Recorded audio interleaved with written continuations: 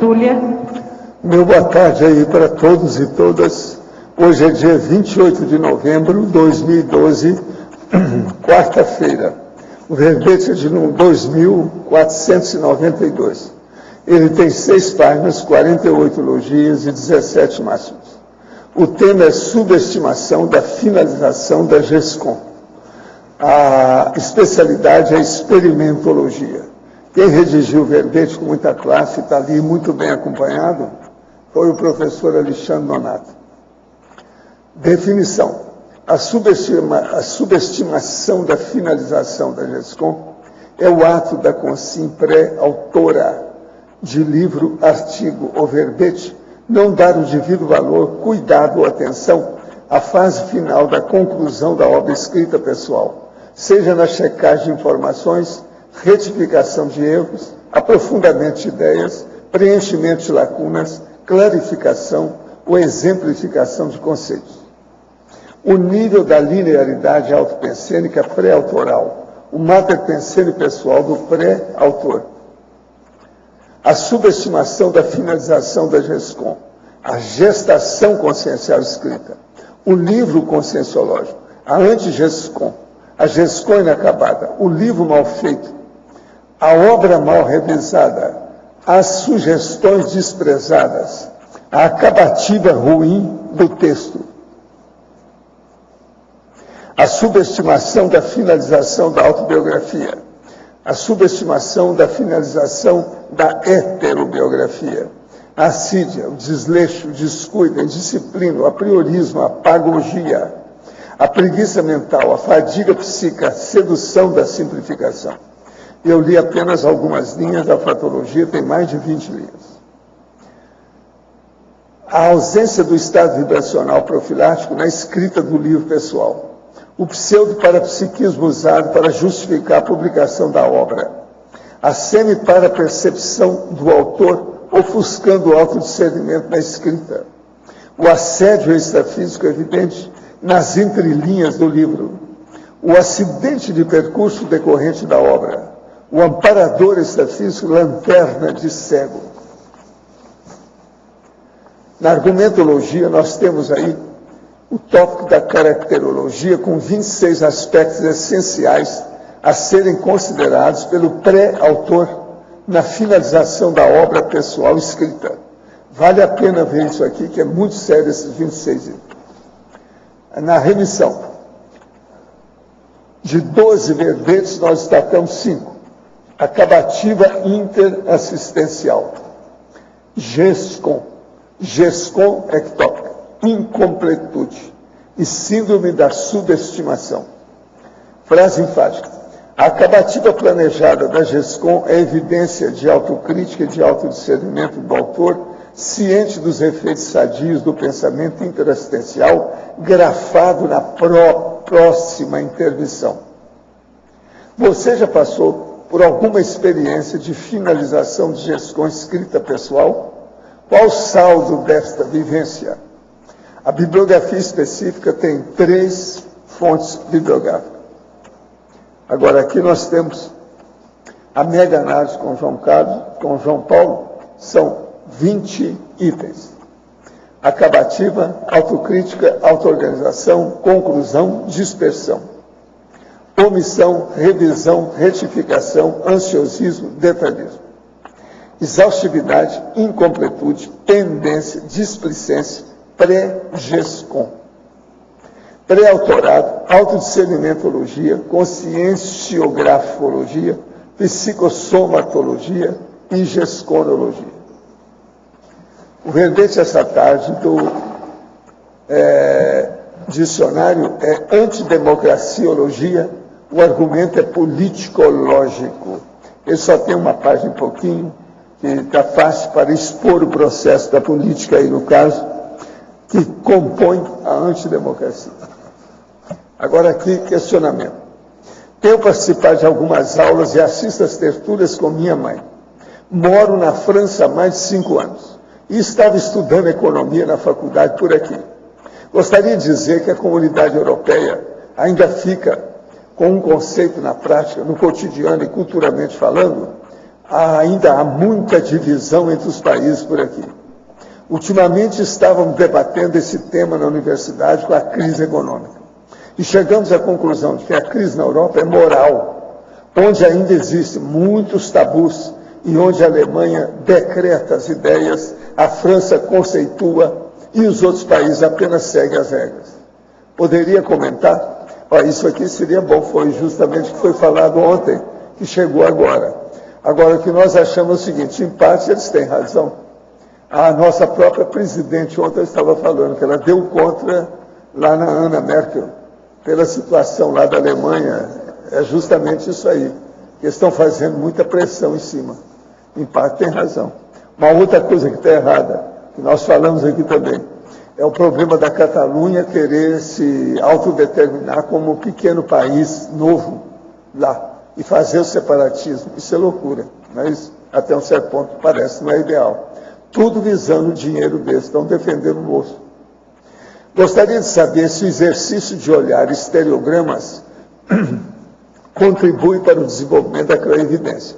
Olhar estereogramas causa estrabismo, algum tipo de problema na visão? Não. Estereograma não causa nada de estrabismo, nem nada disso não. Ele apenas melhora o modo da pessoa ver os detalhes daquilo que ela esteja enxergando. Então, às vezes, é importante. Agora, também não melhora, nós não podemos falar que isso melhora a clarividência. Não é através de detalhes que a pessoa vai ver o processo da clarividência desse jeito, não é assim. Agora, o estereograma é muito bom para a pessoa ver, por exemplo, a revisão de um texto. Ela vai ver mais os defeitos daquilo que está escrito errado, nas entrelinhas, ou naquilo que as palavras estão escritas erradas e outras coisas mais. Vale a pena ver estereograma assim, para a pessoa ter facilidade. Ela olhar e destacar logo imediatamente. Isso é importante. Professor, já pesquisou algo a respeito de Joanna Amanda Frost, conhecida por Joe Frost?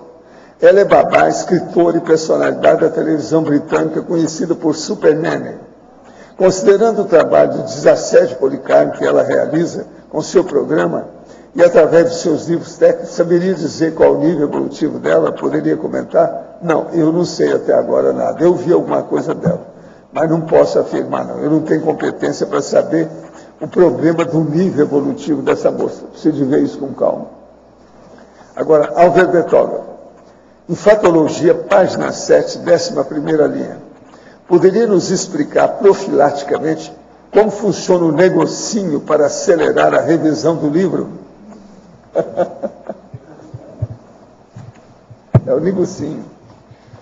Bom, boa tarde. Essa questão do negocinho entra no processo de quando a gente quer forçar a barra para a publicação, para o artigo, para o manuscrito, que seja, passar e ir logo. Né? Então, esse negocinho, ele muitas vezes não vem nem explicitamente, ele vem às vezes nas entrelinhas, de uma maneira sutil, e nem sempre a gente observa, pelo menos na minha opinião, com uma má intenção. Às vezes é um processo que a pessoa está fazendo aquilo porque ela está exausta, ela está cansada, chegou no limite dela, então ela começa a apelar para negocinho, porque ela chegou no limite dela. Né? Só que nem sempre ela se dá conta que ela está no limite dela e que de repente ela tem que insistir um pouco mais ou esperar mais um pouco, né? E aí os negocinhos vêm às vezes em reflexões, expressões que a pessoa faz, por exemplo, mas não dá para ir assim mesmo, mas será que tem que fazer isso mesmo, né? Tem que avaliar cada caso e o contexto, né? Mas às vezes fica evidente que aquele ponto que está sendo apontado numa revisão por várias pessoas, muitas vezes, é importante para aquela obra fluir melhor, ter mais coesão, ter mais coerência. E aí o problema é quando isso a pessoa não percebe isso e passa batido, né? Eu vejo que um dos grandes problemas que acontece nessa subestimação da finalização da GESCOM é isso, quando o autor ou pré-autor chega no seu limite e às vezes ele não vislumbrou o quanto de trabalho que ele realmente precisa fazer para concretizar aquilo, o quanto de desassédio é necessário para fazer aquilo, especialmente num contexto que a gente está falando de GESCOM, né, que entra aí a conscienciologia, o paradigma consciencial. E nesse caso aí, está mexendo com TARES, está mexendo com esclarecimento, está mexendo com desassédio, está mexendo com multidimensionalidade, e isso tudo tem um peso diferente do que uma obra que é meramente intrafísica, acadêmica, literária. Então o peso é diferente nesse caso. E aí isso aí é o que eu vejo nesse sentido.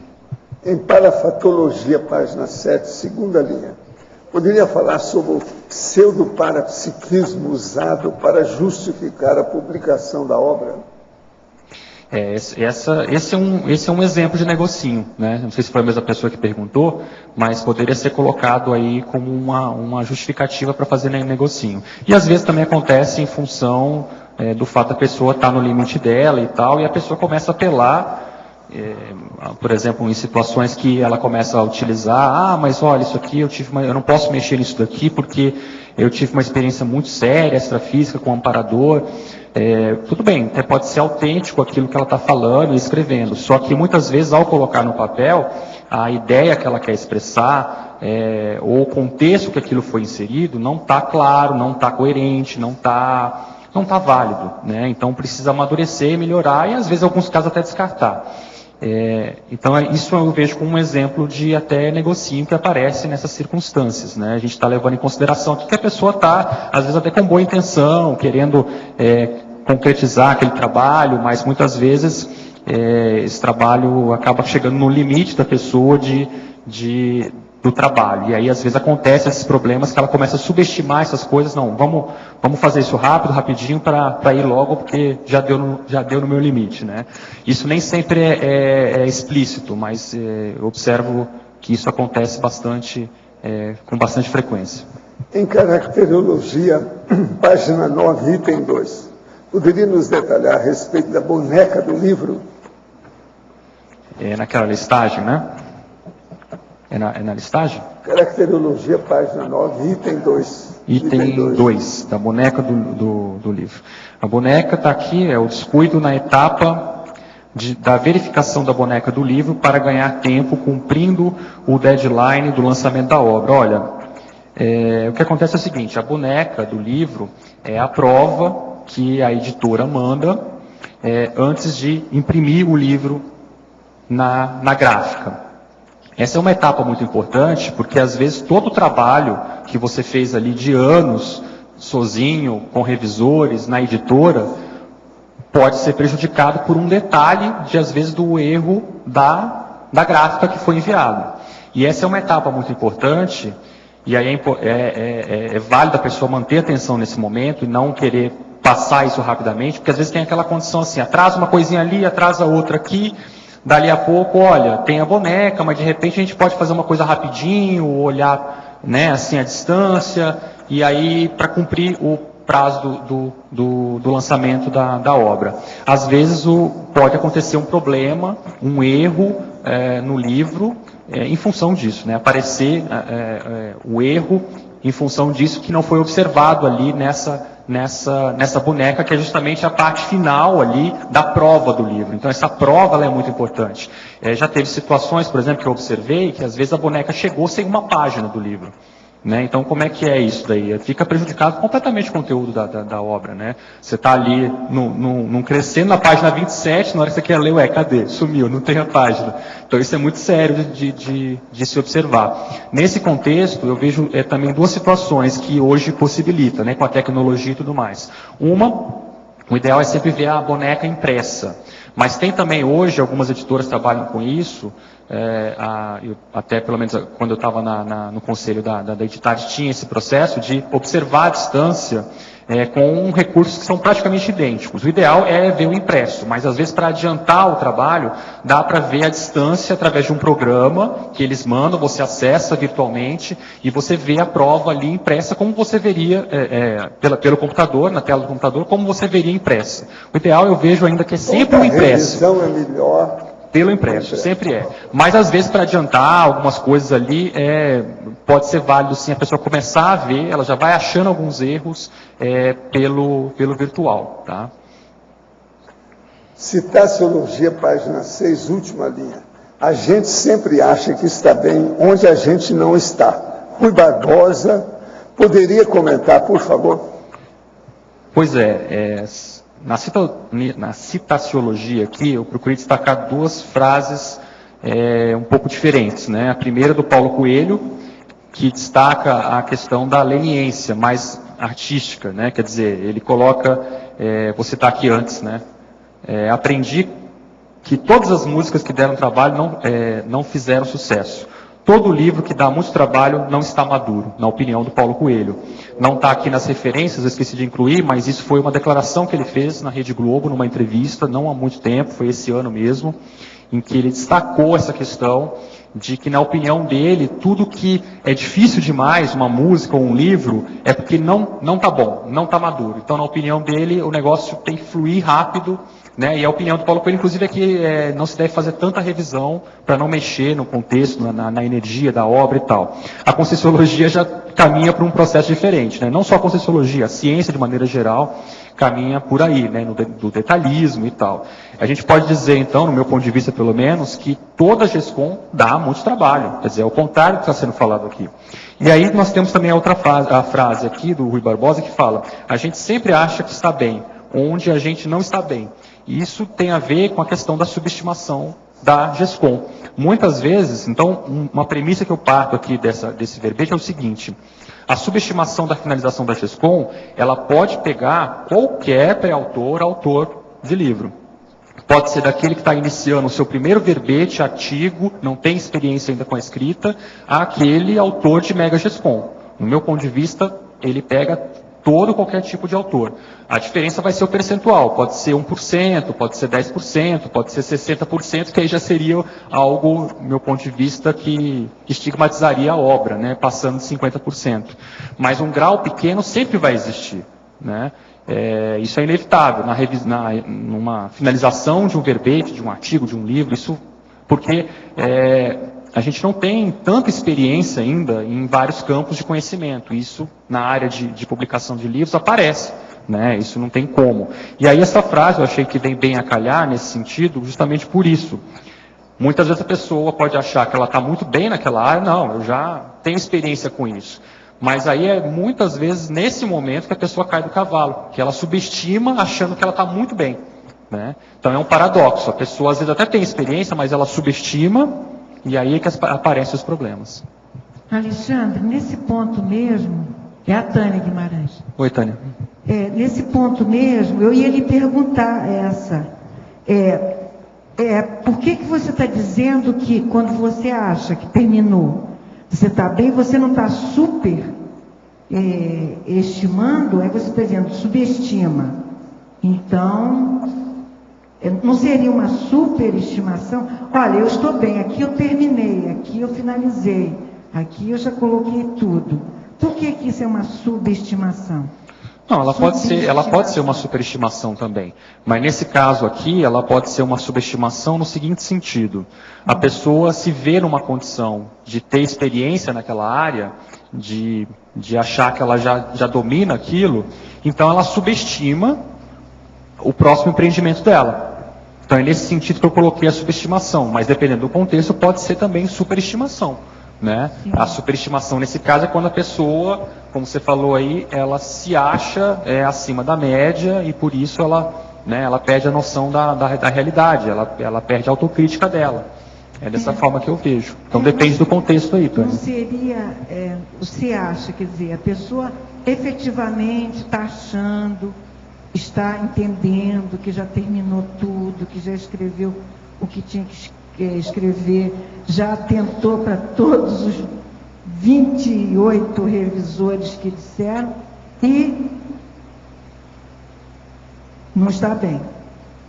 Gente, ela tem que avaliar o contexto dela. Isso acontece. Estuda aí, senhor. Discutir isso é ociosidade. Perder tempo. Escreva, que vai chegar um tempo que não tem mais nada. Você já sabe tudo o que presta e o que não presta.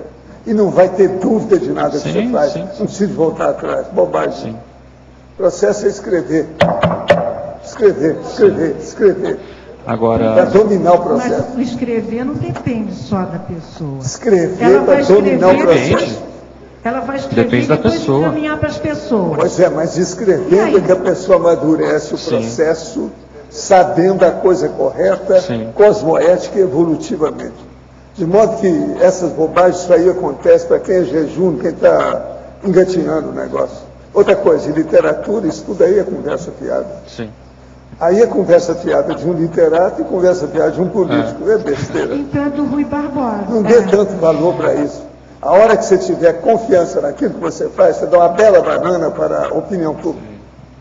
Mas, Tânia, o que eu vejo... Patologia, página 7, segunda linha. A anti-GESCOM gostaria que aprofundasse. Isso aí ela está pedindo aí. Ah, sim. Bom, então vamos começar pela definição de GESCOM. Questão? Né? Anti-GESCOM. A GESCOM é uma gestação consciencial, é uma obra evolutiva que pode ser um livro ou algo que não é escrito. Mas no caso aqui a gente está falando de um livro. Né? Então é uma obra que vai dar frutos evolutivos para outras pessoas e também para a própria pessoa. Uma anti-GESCOM seria o que vai contra esses princípios. Ou seja, é uma obra que ao invés de dar frutos evolutivos, ela compromete mais a pessoa, ela estigmatiza a pessoa, ela não faz esclarecimento, ela faz a confusão. Né? Então, nesse caso aí, a gente observa... Um auto-revezamento do crime. Exatamente. Então, recrimina a pessoa outra vez. Exato. Efeito, página 8. Os efeitos nocivos das incompletudes. Que é isso aí, né? Gostaria também que nos explicasse. Os efeitos nocivos da incompletude. Efeitos nocivos são os efeitos negativos, os efeitos ruins. Né? Então, o que acontece é que justamente essa subestimação, essa incompletude, quer dizer, a falta de pegar a acabativa, né, de uma maneira mais correta do que está fazendo, seja numa coisa mais simples ou mais complexa como um livro, pode gerar efeitos ruins para a pessoa. A começar pela própria exposição da fragilidade, às vezes, da obra que ela está fazendo. Né? Então, eu vejo assim, é claro que nenhum trabalho é perfeito, ninguém está pregando aqui o perfeccionismo. Mas uma coisa que eu vejo muito importante, isso às vezes fica bem claro na obra que ela está fazendo, é importante que ela dê o máximo de si naquele trabalho que ela vem desenvolvendo. E esse máximo de si, não só fazer a pesquisa daquilo que ela pensa, etc. e tal, mas também de ir além, observando as heterocríticas que ela recebe, os feedbacks que ela recebe, e ver o que ela pode fazer com isso. Né? Eu acho que esse sentimento íntimo com relação ao que ela pode fazer, ela tem... Em geral, a gente observa isso bem claramente. A pessoa, quando ela está mais tranquila dentro dela, é que ela dê o máximo de si. Né?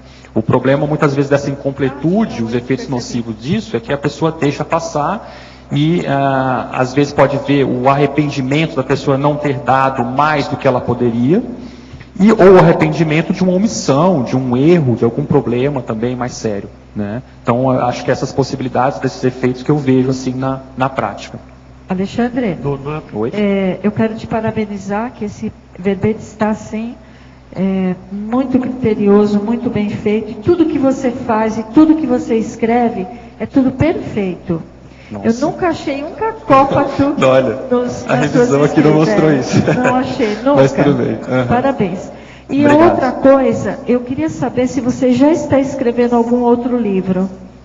Sim, eu estou escrevendo 2 livros, e aí, assim, é interessante, né? Eu estava pensando sobre isso, que eu estou pensando em escrever mais 2 verbetes que me vieram a partir desse. Eu pensei em fazer sobre o planejamento da GESCOM, detalhando algumas etapas, como eu fiz aqui da finalização. Porque esse já está nos finalmente, né? Agora aí tem o planejamento da GESCOM também, que é a rotina, etc. E um outro que eu pensei também, que é uma demanda que eu vejo, assim que aparece, eventualmente, é a questão do ponto de partida da GESCOM. Ou seja, como que a pessoa escolhe o tema e o que ela deve fazer a partir da escolha desse tema. Vai ajudar então, muito as pessoas, são essas questões. Esses são verbetes, né? Sim. E aí, assim, isso vai até me ajudar, porque assim, não é porque a pessoa já escreveu alguma coisa que ela já domina aquilo, ou aquilo vai ser mais fácil. Eu tenho visto agora pela minha experiência, né, de estar escrevendo mais né, obras nesse momento, que até certo ponto começa tudo do zero de novo. Então, assim, você escreveu uma obra, você está ali trabalhando, só que começou do zero, você vai ter que... O contexto é outro, né? Então, na época que eu escrevi o JK e o Inversão, era um outro contexto, era uma outra rotina que eu tinha, era um outro trabalho, era um outro momento, e o momento que eu estou hoje é outro. E isso tem que ter uma adaptação, tem que ter uma... não adianta, é como se você ressomasse de novo, né? Então é uma outra obra, um outro contexto, são outras particularidades, e a gente não pode ter essa ilusão de que vai ser mais fácil. Algumas coisas talvez sim, mas outras permanecem a mesma coisa, como se tivesse que começar tudo de novo, né?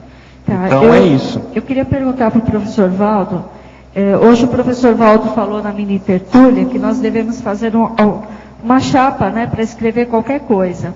Na página 10, o Alexandre colocou os critérios. Aqui já tem uma possível chapa, não tem na última linha de critérios? Você pode fazer 1001 chapas. Aqui o dele ele colocou objetivos claros, público-alvo, desenvolvimento, coerência. Não, existe um monte de manual de redação por aí afora, é redaciologia. Agora, o que eu dei é uma técnica avançada, drástica, decisiva, radical, extremista e outras coisas mais por aí afora. É a mais braba que tem, que é a que ajuda mais as pessoas, é o que vocês precisam, é aquela. Agora, eu vou expor isso tudo no curso do dia 20 de janeiro, tá certo? Agora, Ivone, a Editares e a Unespom também tem materiais detalhando essas questões, tá? Que como, no caso aqui, esse está bem no contexto da finalização. E eles têm esse material detalhando também mais aspectos com relação à elaboração do livro. Então, vale a pena procurar eles também, porque tem esse material. Tempo atrás, inclusive, saiu um jornal da Editares, detalhando vários critérios com relação à publicação, que ajuda bastante isso. Nonato, aqui a patologia na sétima linha, se podia aprofundar que a ausência do detalhe essencial. Esse detalhe essencial, ele não é uma coisa simples, porque ele aparece realmente com um trabalho, com a mão na massa, com a pessoa mexendo ali constantemente na obra dela.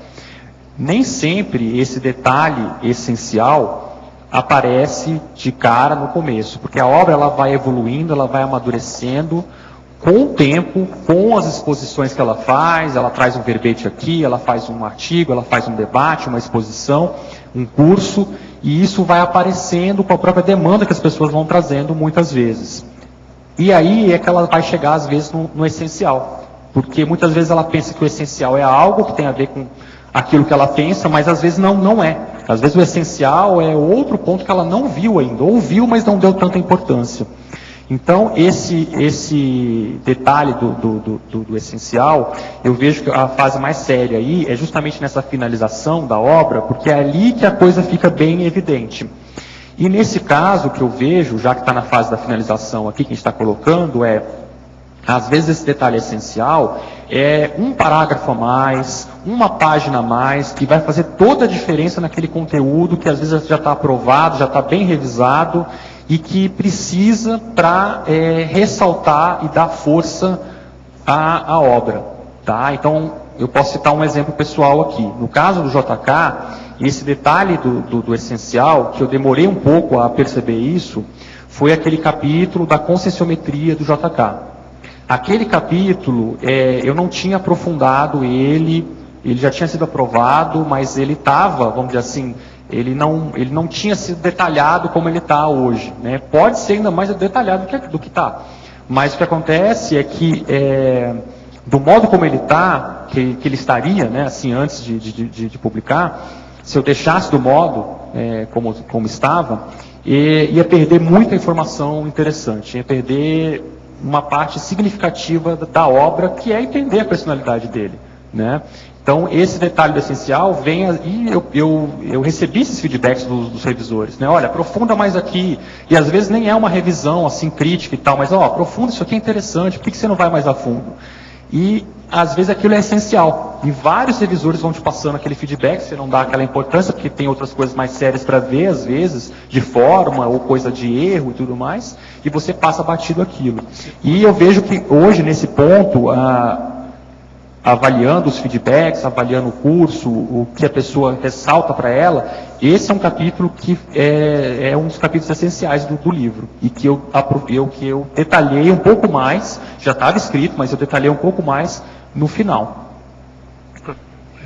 Isso que eu ia perguntar, porque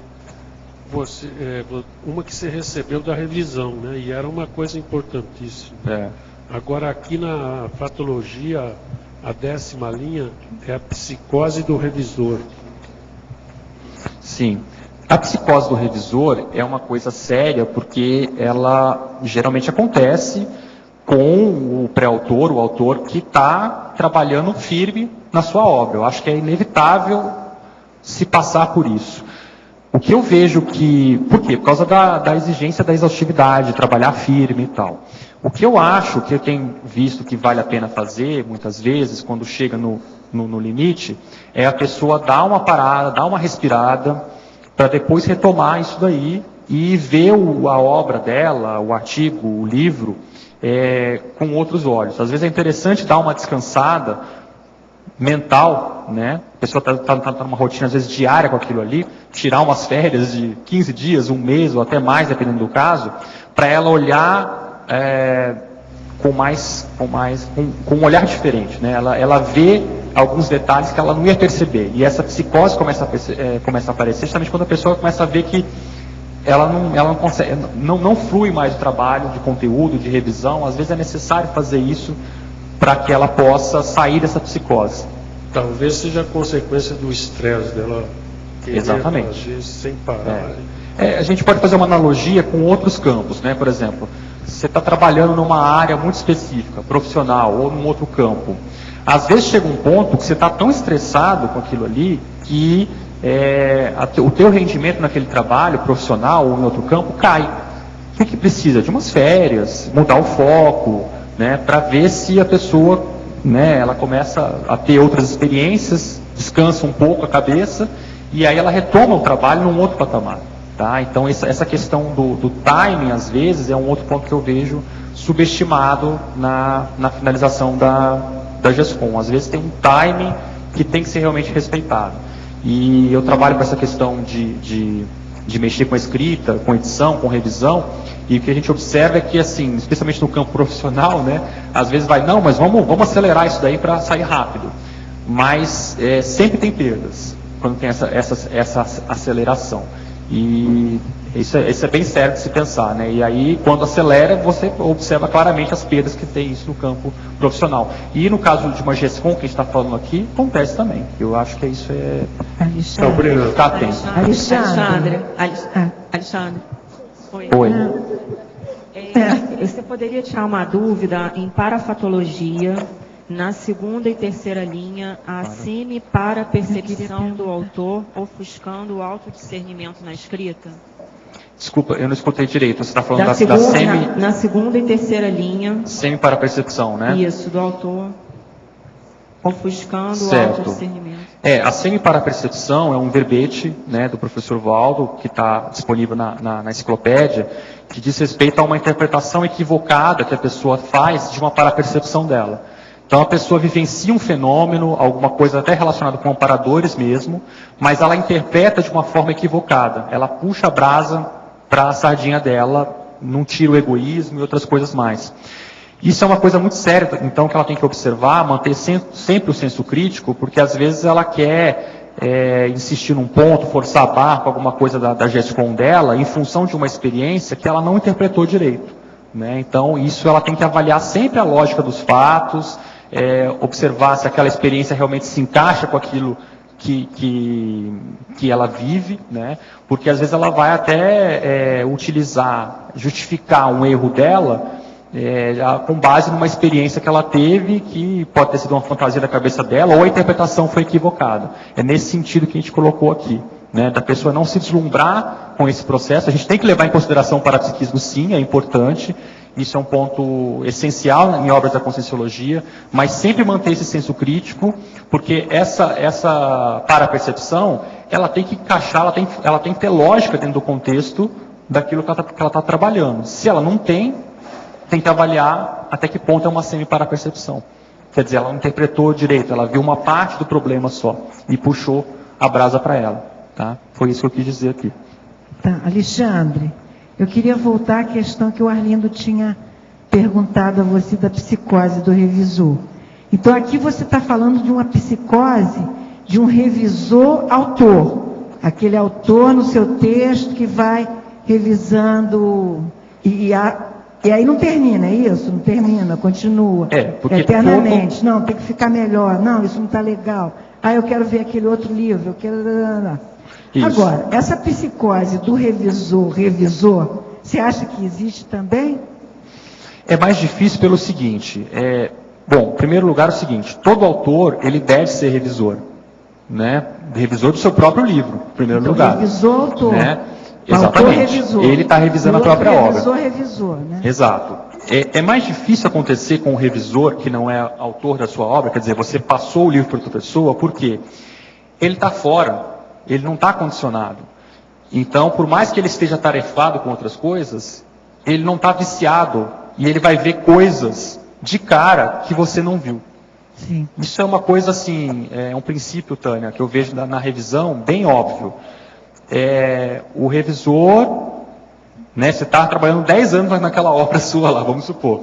O revisor, ele vai bater, que nunca pegou aquele livro, ou aquele manuscrito, vai bater o olho, ele vai ver coisas que você não viu. Por quê? O micro-universo é diferente.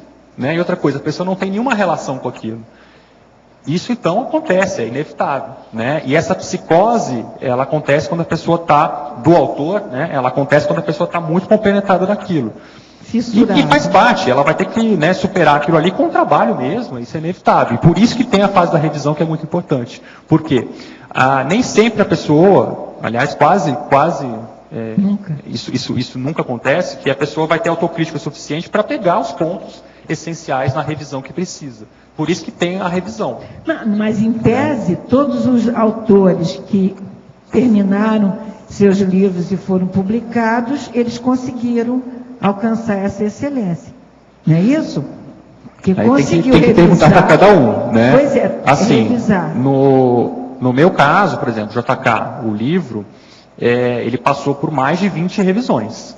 Então foram vários anos de trabalho, mas assim, eu fiz questão que fosse dessa forma, talvez nem precisasse ser dessa forma, mas eu fiz questão que fosse assim, porque era um livro crítico na seguinte questão. Ele é um livro que ele é interdisciplinar. Ele fala de conscienciologia, ele fala de historiografia, história, né?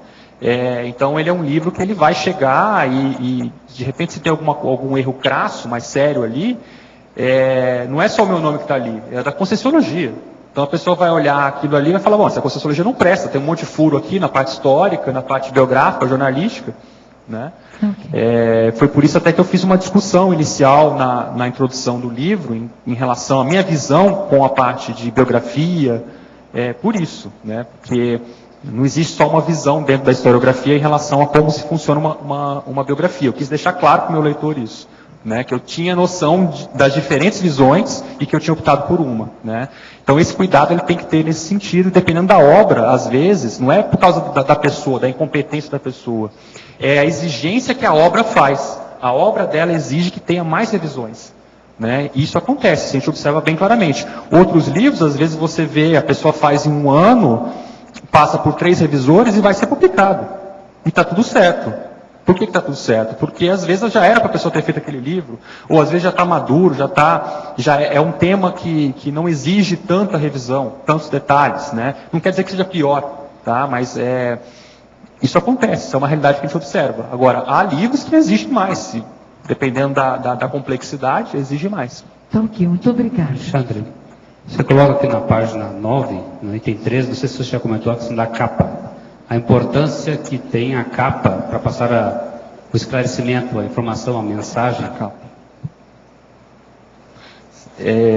A capa, né? Item 13. Tá, o item 13. Não, 3, isso. 13. A leniência de não acompanhar a produção da capa, incluindo a checagem da prova da capa para aprovação final de cores, tipo e tamanho das fontes. Esse é um ponto sério, né? Porque a capa é a primeira coisa que o leitor vai ver, a lombada também, mas muitas vezes na prateleira, mas a capa é o que chama mais atenção. E esse é um ponto muito sério, né? Um ponto que eu vejo, por exemplo, é a relação do autor com a pessoa que vai fazer a capa.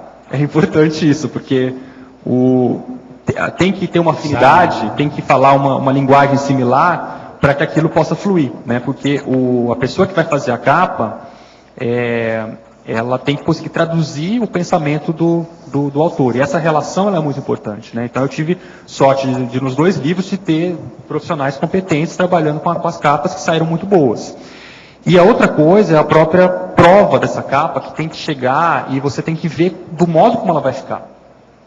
Ou seja, a gramatura, a cor, o tipo de fonte, né?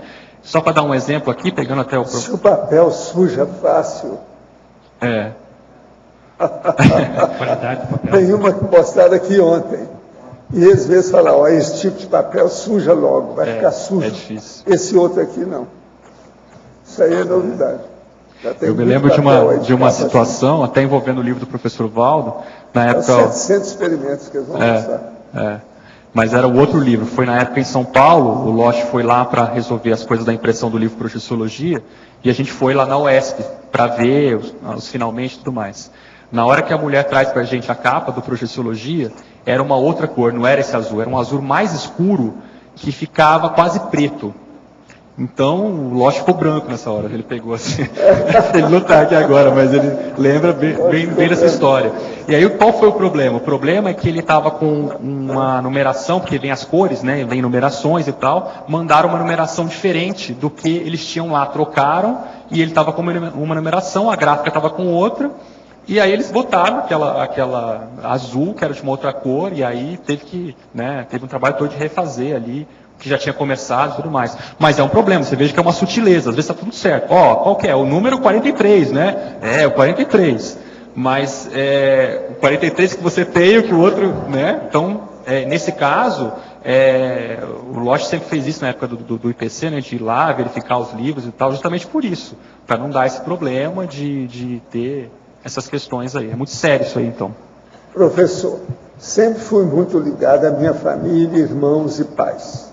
Sou a caçula e percebo o meu compromisso para com eles e esse me tem como referência. Mas de tempos para cá me sinto desligando desse grupo. Tenho menos necessidade de estar tão junto como se estivesse saturando, mas sem rancor ou briga. Só não é mais como antes. Percebo que gostariam que estivesse mais junto como antigamente. Hoje os vejo de uma maneira mais consciencial do que romântica. Estou meio dividida nesses sentimentos.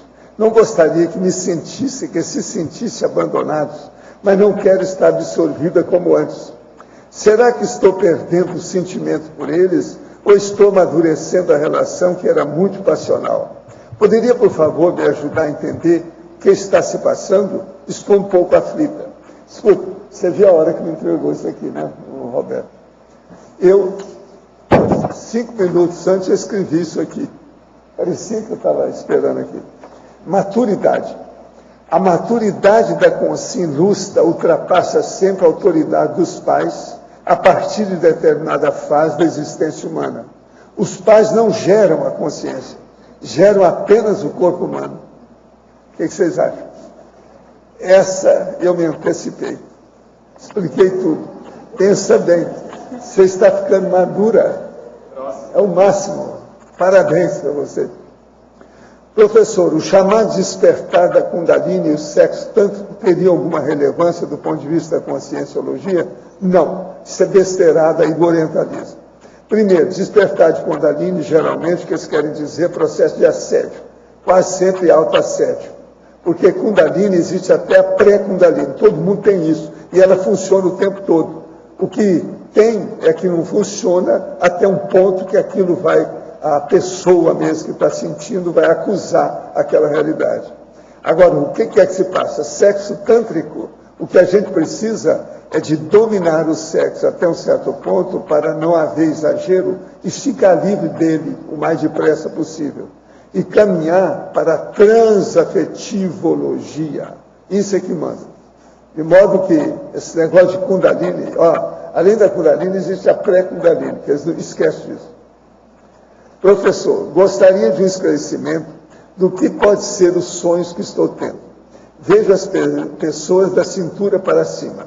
Os lugares a que chamam a atenção é a clareza e a lógica dos diálogos.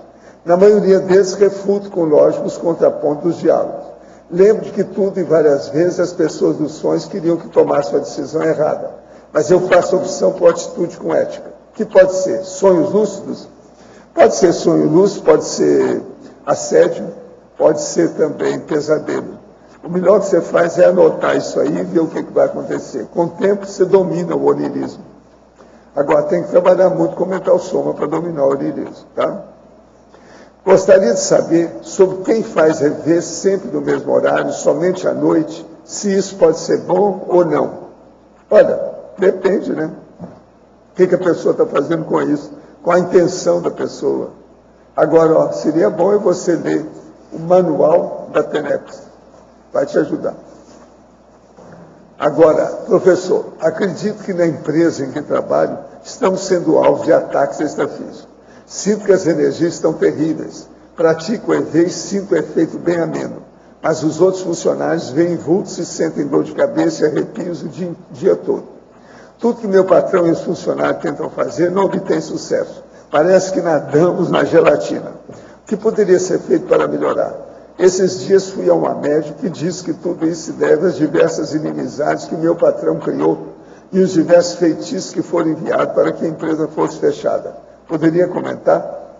Olha, o caso todo é o seguinte, essas coisas ocorrem, é preciso ver o ambiente, como é que está e qual a intenção dos responsáveis.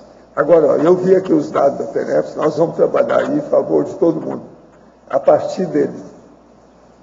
Agora, para o nosso amigo professor Alexandre, em Fatologia, página 7, quarta linha, poderia explicar o que é a assídia?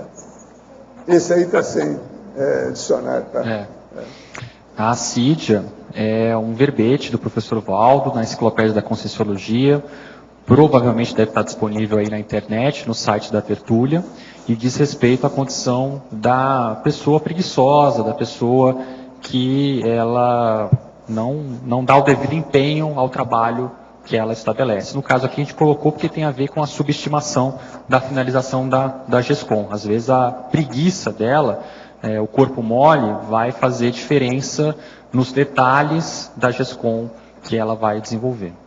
Em Sindomologia, página 8, final da primeira linha, poderia abordar a síndrome da praia? A síndrome da praia, a gente estava comentando aqui agora, né? A síndrome da praia é uma condição, tem até em Florianópolis, né? A gente estava comentando aqui, se fala do horário da praia, né? Olha, deu um horário, vão para a praia.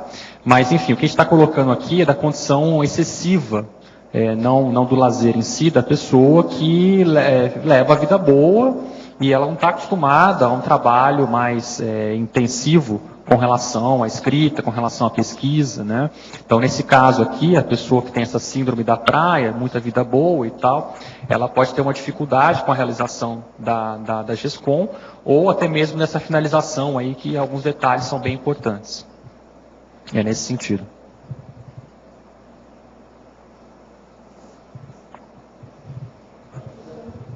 Alô. Já que estamos na nossa área, eu teria algumas questões, só já que perguntaram o que eu queria perguntar. Ah, tá. Primeiro, com relação à boneca. Eu aprendi no jornalismo, nas próprias editoras que trabalhei, que se chama boneco.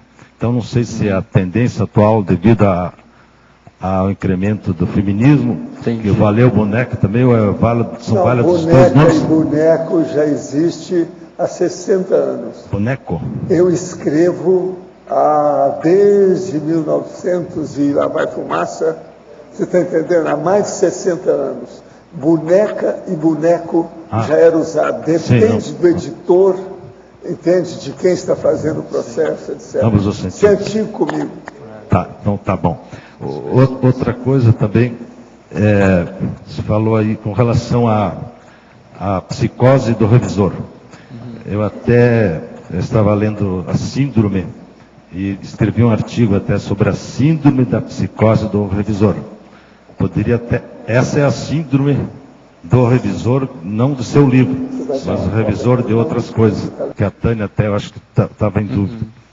Porque é aquela pessoa que quer corrigir tudo, até bula de remédio, se passa qualquer erro, tabela de preços, tudo isso. Essa é a síndrome do revisor dos outros. Então, isso praticamente um toque, né? Então, não sei se poderia colocar como síndrome do revisor, mas já está na fatologia. Sim, como a psicose do revisor.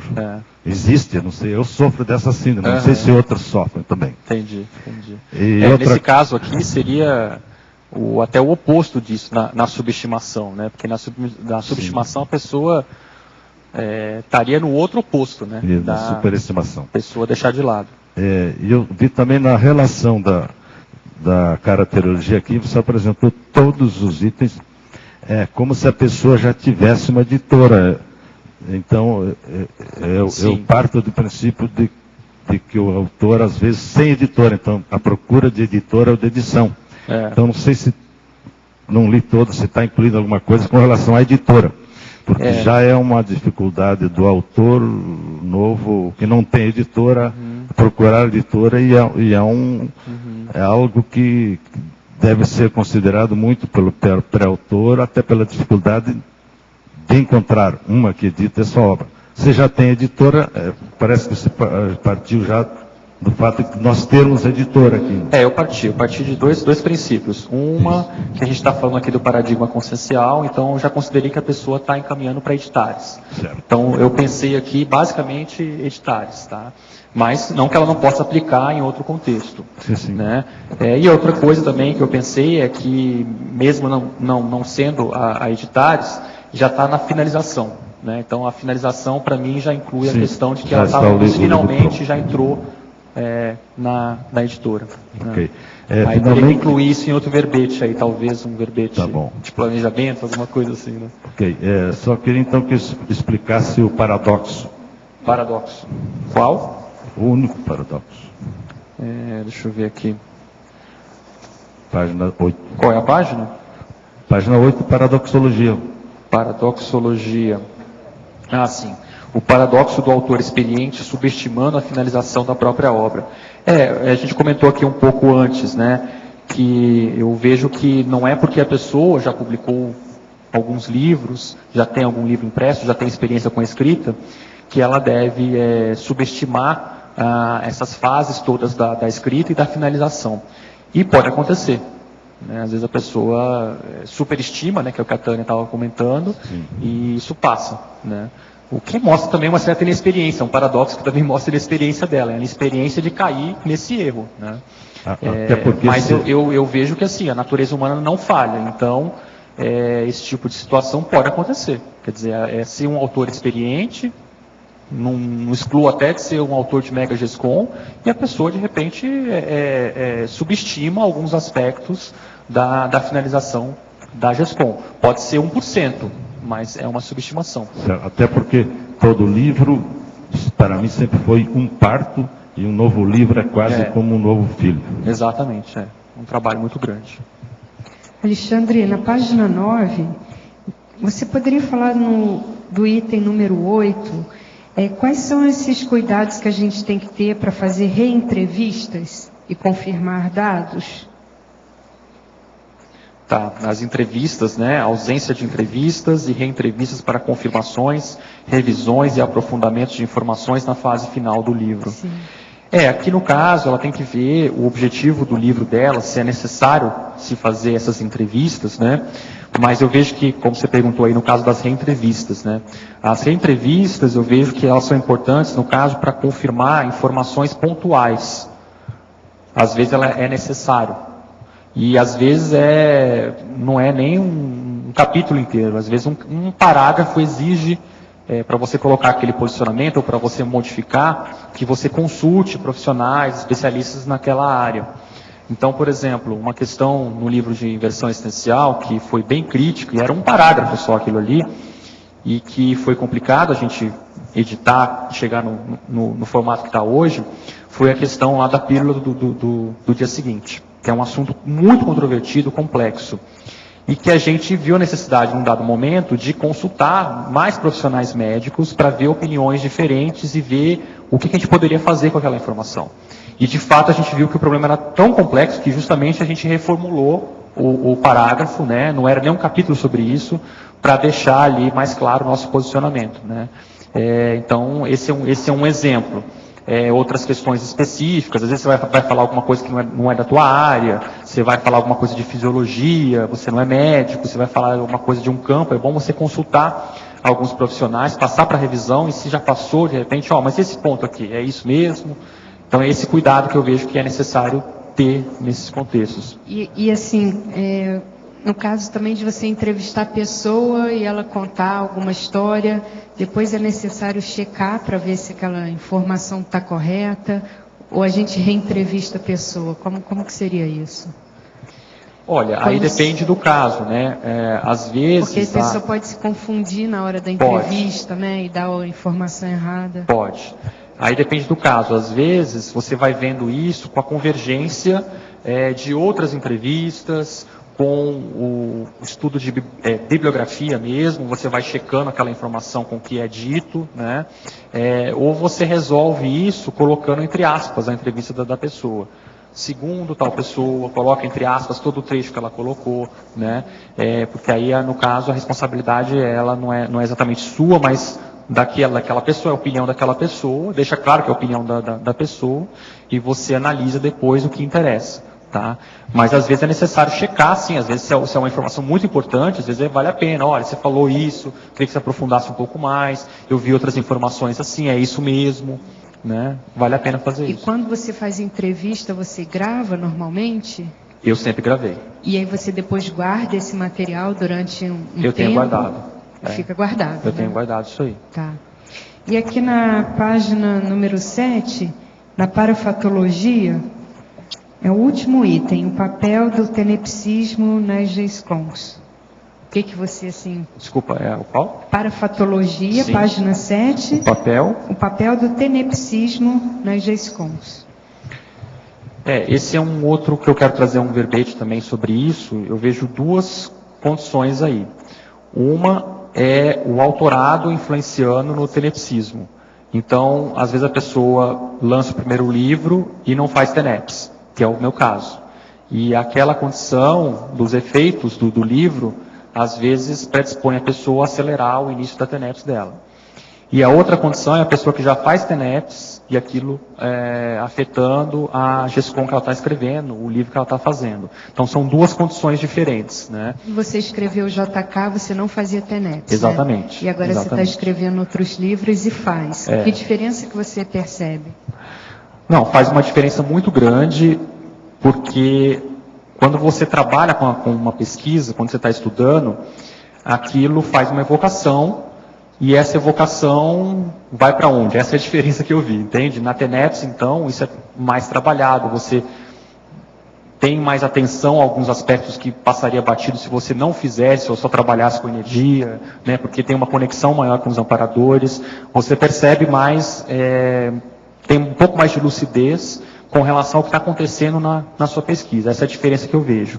E também de encaminhamento, assim, eu vejo que essa foi uma coisa interessante, porque quando eu lancei o JK, né, assim, aí eu ia dando curso e tudo mais, era interessante que essa era a pergunta que as pessoas faziam. E como é seu TENEPS? Mas eu não faço TENEPS. Mas como que você não faz TENEPS? Porque a pessoa percebia, né, que justamente com todo o processo histórico, as evocações que fazia, né, assim, ficava meio estranho uma coisa sem a outra, né? Ficava meio...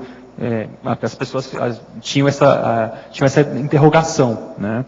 E depois, aí eu estou até escrevendo sobre isso, como que desencadeou o início da minha TENEPS, um outro verbete e tal, decorrente disso, né?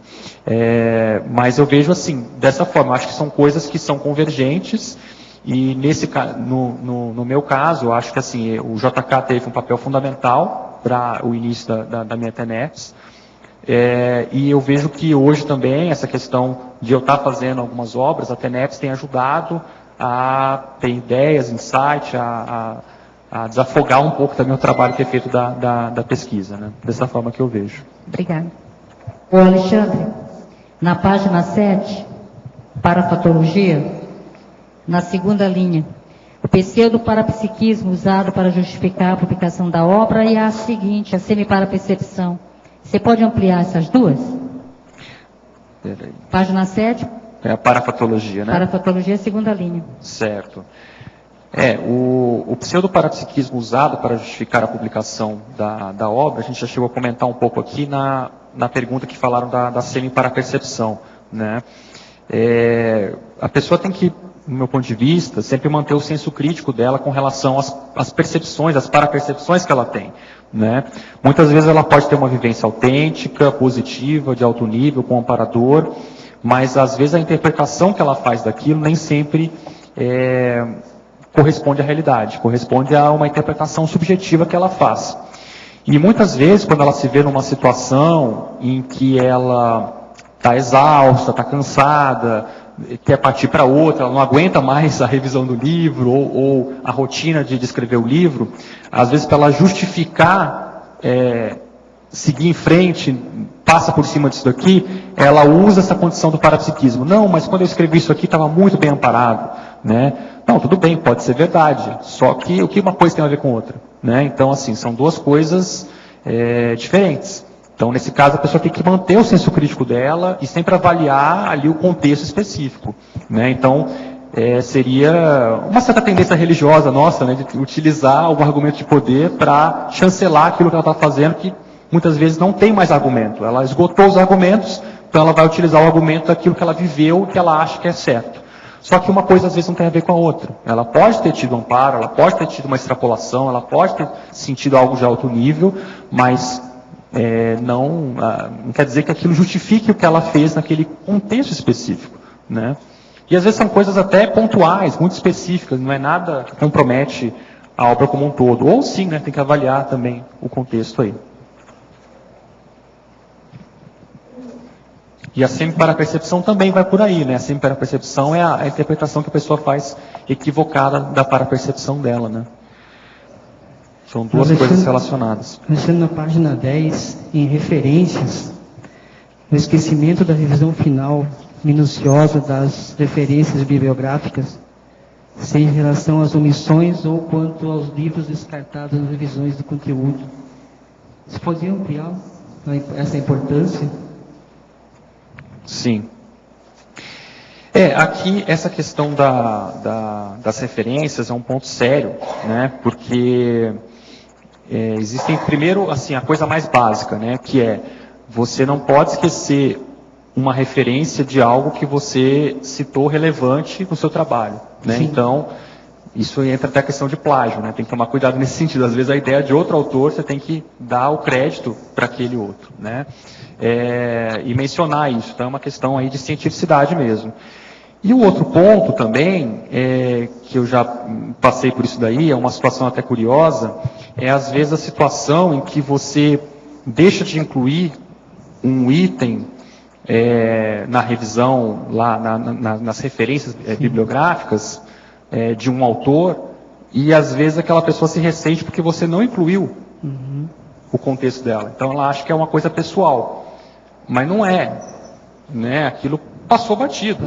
Então eu coloquei nessa questão aqui da subestimação, porque é uma subestimação isso até certo ponto. Você está subestimando quer dizer, então você tem que levar em consideração às vezes que a pessoa não vai ter maturidade, ou às vezes assim, aumentar a atenção com isso, porque a ausência pode causar um transtorno com outra pessoa que se sentiu ofendida porque não foi incluída as referências dela.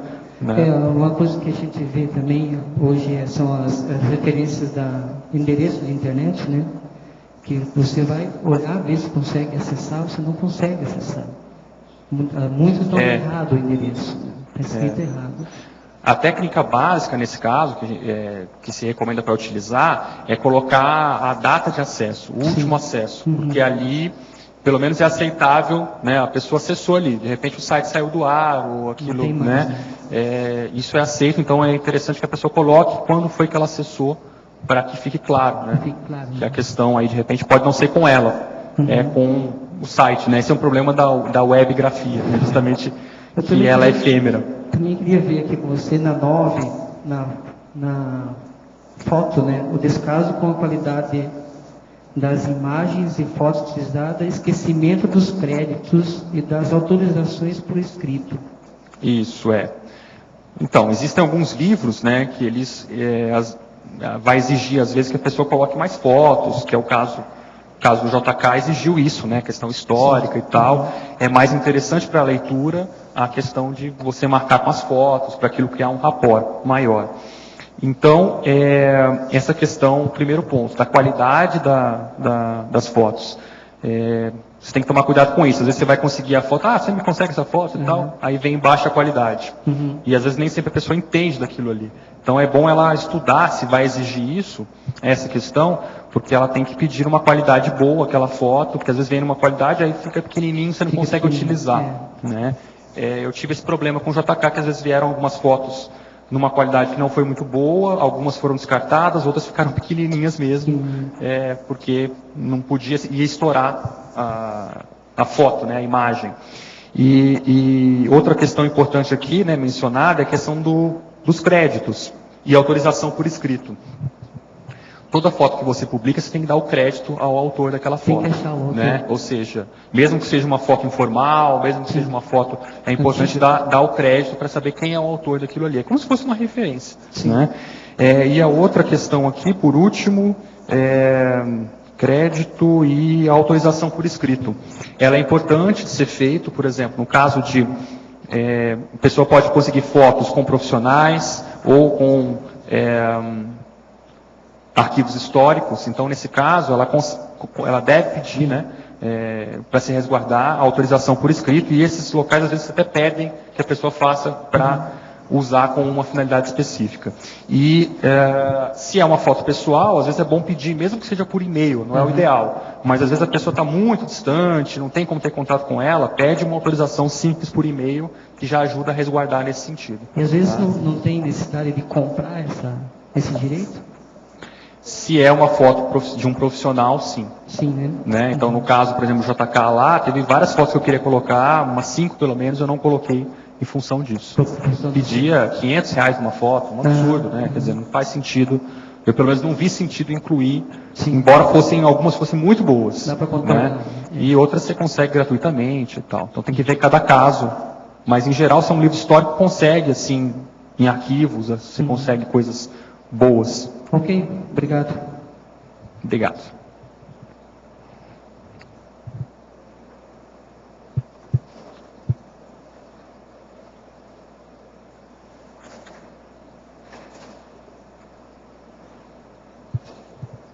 Alexandre.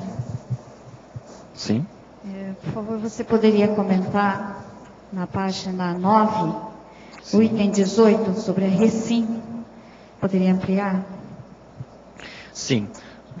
O desprezo em relação ao impacto do travão proveniente de falta de recins indispensáveis para o posicionamento interassistencial, teático, dos princípios defendidos na obra pessoal.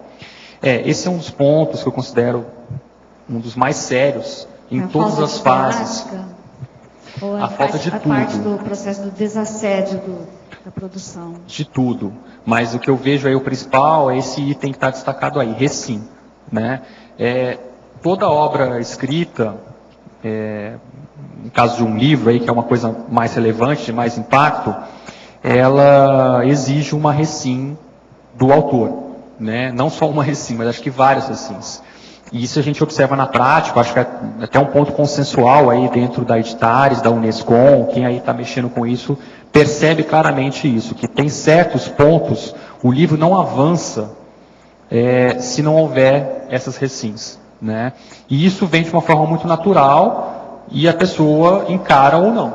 Né? Isso ela não precisa ficar preocupada com isso porque vem. Né? Aquilo aparece espontaneamente com o próprio trabalho e aquilo de alguma forma... identificar a origem de identificar? Qual é a recim que é necessário? Eu posso te dar alguns exemplos aqui, tá? Na fase, por exemplo, da escrita do livro, já aparece a primeira recim que eu vejo, que é a pessoa criar uma rotina para escrever. Isso já exige uma recim. Que é a pessoa sentar na cadeira e fazer. É uma coisa tão simples, mas que se a gente for avaliar o nosso dia, nem sempre é. Então eu estava falando aqui antes, né, que cada livro é como se você ressomasse de novo e e começasse tudo do zero. É mais ou menos isso. Então, quer dizer, eu tenho 2 livros aí. Só que não quer dizer muita coisa, porque como eu estou num momento diferente na minha vida hoje, num outro contexto profissional, com uma outra rotina, você tem que recomeçar tudo de novo. Porque é tudo diferente. Claro que você não vai recomeçar do zero, né? Você tem algum know-how, alguma coisa, mas é como se fosse do zero. A sensação que dá é que tudo de novo. É como se você tivesse ressomado, aí você tem que aprender a andar, falar, tudo de novo. Porque o livro começa do zero, né? Então, esse ponto, por exemplo, na questão aí, a Ivone perguntou do que eu estou escrevendo, né, atualmente, esse é um ponto que eu estou passando no momento, que é assim, conseguir instalar uma rotina de escrita novamente que eu tive, de pesquisa, né, que eu consegui fazer isso com os 2 livros, e eu estou querendo fazer novamente essa rotina, não tendo ainda as condições ideais, mas tem que fazer, né? Então, esse é um momento, esse é um exemplo de recim que eu passo mais uma vez, no 3º e no 4º livro, e aí sim vai, né? E aí, qual que eu vejo que é o ponto da recim? A mais comum, as desculpas, né? Então, qualquer desculpa que a pessoa arruma na questão para justificar a não rotina dela, na escrita do livro dela, se ela considera uma prioridade, tá, gente? Estou falando aqui da pessoa que fala, não, eu quero escrever um livro, eu quero desenvolver, isso é uma prioridade, isso está entre as minhas 3 primeiras prioridades da minha vida hoje. Então, acho que essa pessoa, se ela ainda está dando desculpas, muitas desculpas, ela está precisando de alguma recim. E essa recim é encarar alguma coisa que ela precisa fazer, mudar, para implantar na rotina dela o hábito da pesquisa, da escrita, né? Então, esse é um ponto muito interessante que eu destaquei, porque é o momento que eu estou hoje, que eu já sou autor de livro, mas eu estou de novo engatinhando. Então, numa fase específica que exige isso, né? Então, mais uma vez, e aí você tem que pensar nas particularidades daquele momento e deixar as desculpas de lado para começar a engrenar com isso daí, né? Enfim, aí tem várias fases, né? A outra fase que eu vejo são as fases dos feedbacks, que também não é fácil. Quando você então já começa a ganhar o teu livro, ele vai, deslancha, ele ganha um corpo, e aí você acha que já deu o máximo de si, e aí você começa a receber seus primeiros feedbacks, e não é bem aquilo que você estava imaginando, né? Isso é algo que pode ser extremamente frustrante para o pré-autor, porque às vezes ele acha que está ao máximo, e dentro da visão dela, ela deu o máximo de si, e às vezes deu mesmo, só que não é assim, né? Então, uma coisa é como você enxerga a tua obra escrita, outra coisa é como outras pessoas estão vendo. Esse é um outro ponto de recim sério também, né? E aí as revisões, eu vejo que o que vai exigir, isso que eu estava comentando com a Tânia agora há pouco, cada trabalho exige uma quantidade de revisões específicas, algumas vão exigir muito mais, né, do que outras. Então, são aspectos aí que eu vejo, são vários recins que a pessoa vai passando. E outra coisa, às vezes recins de teática também, né? Ela vai colocar um ponto no livro dela que ela não tem tanta teática assim, né? Alexandre, aqui esses são pontos, então, que depende do caso, em cada um vai ser uma história. É importante até participar desses eventos, vai ter a Semana da Escrita e tal, que aparecem essas experiências de outros autores, outros pré-autores, e você vê a diversidade que tem em cada caso. É bem singular, mas aparece. Alexandre, professor, enquanto esteve na maçonaria, o que soube sobre os Illuminatis? Eles ainda existem, o que querem? Não, eu nunca dei valor para isso, que é muita seita alterada, né? Esses aí são os bravos. Um evoluciólogo poderia visitar a tertúlia ou estragaria o anonimato? Pergunta para ele. Aqui é aberto para todo mundo, até para os conselhos de todo tipo, aqueles 100 tipos de conselhos que eu falo lá no Homens Urbanizados. Então, o evoluciólogo é super bem-vindo, super bem-vindo. Vou fazer uma cirurgia para a colocação de uma haste no fêmur.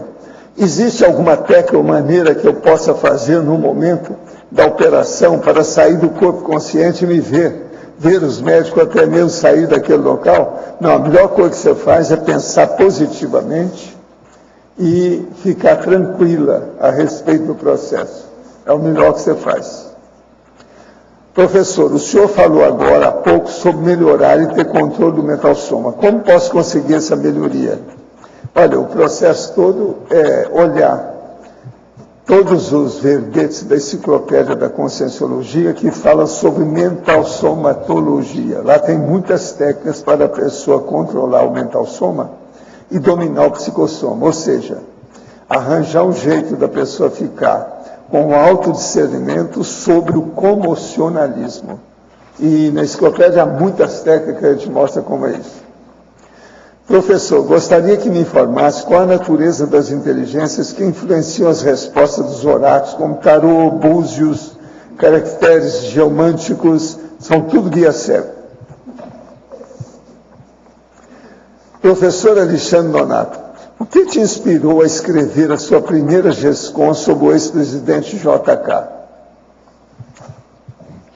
Essa é uma história longa, né, que, inclusive na introdução do livro, no prefácio, ela é explicada com mais detalhes, né, mas eu, resumindo aqui, eu acho que diz respeito ao interesse pessoal que eu tenho em biografias, em política,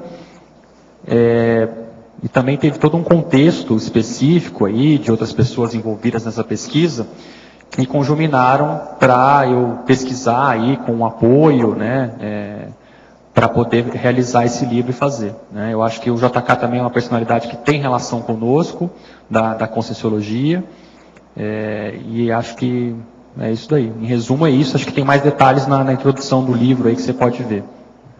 Em Teoriologia, página 7, poderia abordar a passagem do primeiro 1% da teoria para os 99% da vivência do autorado profissional?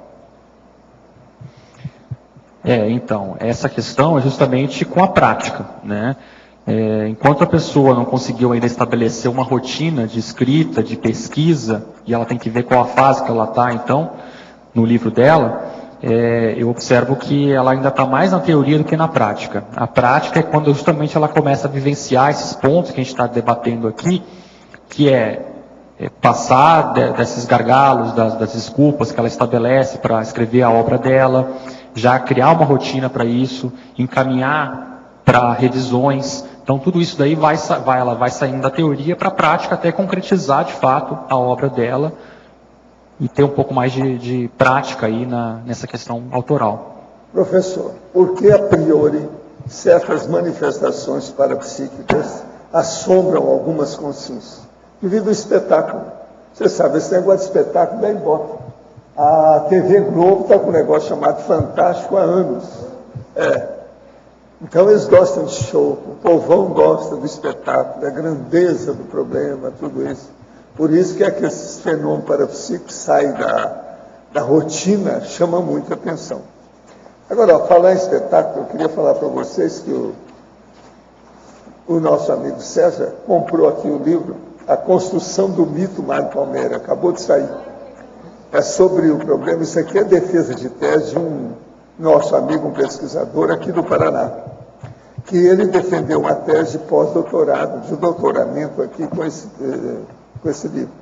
Eu estou vendo que realmente, assim, à primeira vista, ele andou, foi em Uberaba, fez um levantamento de todas as publicações da época, muita coisa que tem aqui. Agora, eu vi pouca coisa sobre a dona Cecília Palmério, sobre o doutor Lau Sebastião Fontoura, tem umas coisas assim, de omissões de quem não é do métier, quem não viveu, quem não esteve lá, né? Ele a gente vê que é totalmente jejum, é de fora. Agora, é muito interessante, principalmente no meu caso, eu gostei muito do livro, agradeço muito ao defensor da tese, porque tem muitas ilustrações, um levantamento aí muito claro das coisas do Mário Palmério. Agora, é importante o livro de qualquer maneira, porque não tem nada nesse sentido. Agora, que tem alguma lacuna, que era já de se esperar, isso é inevitável. A gente devia esperar alguma coisa nesse sentido. Porque faz muito tempo, a situação é difícil. Agora, eu quero dizer o seguinte, num dos anúncios do Lavoura e Comércio, aqui na página 261, porque o livro tem mais de 300 páginas, tem uma fotografia das minhas lá, da época da odontologia, porque eu trabalhava lá. Então, esse aqui eu lembro quando tirou. E eu apareço aqui, ó. Eu sou um dos rapazes que está aqui na foto do livro. Entende? Agora, escolas para o povo, assistência social, a Universidade do Triângulo Mineiro, Mário Palmério, e as coisas todas que havia. Agora, eu lembro isso aqui, que foi na aula, eu ainda não era estudante dessa aula, não, mas eu era da administração.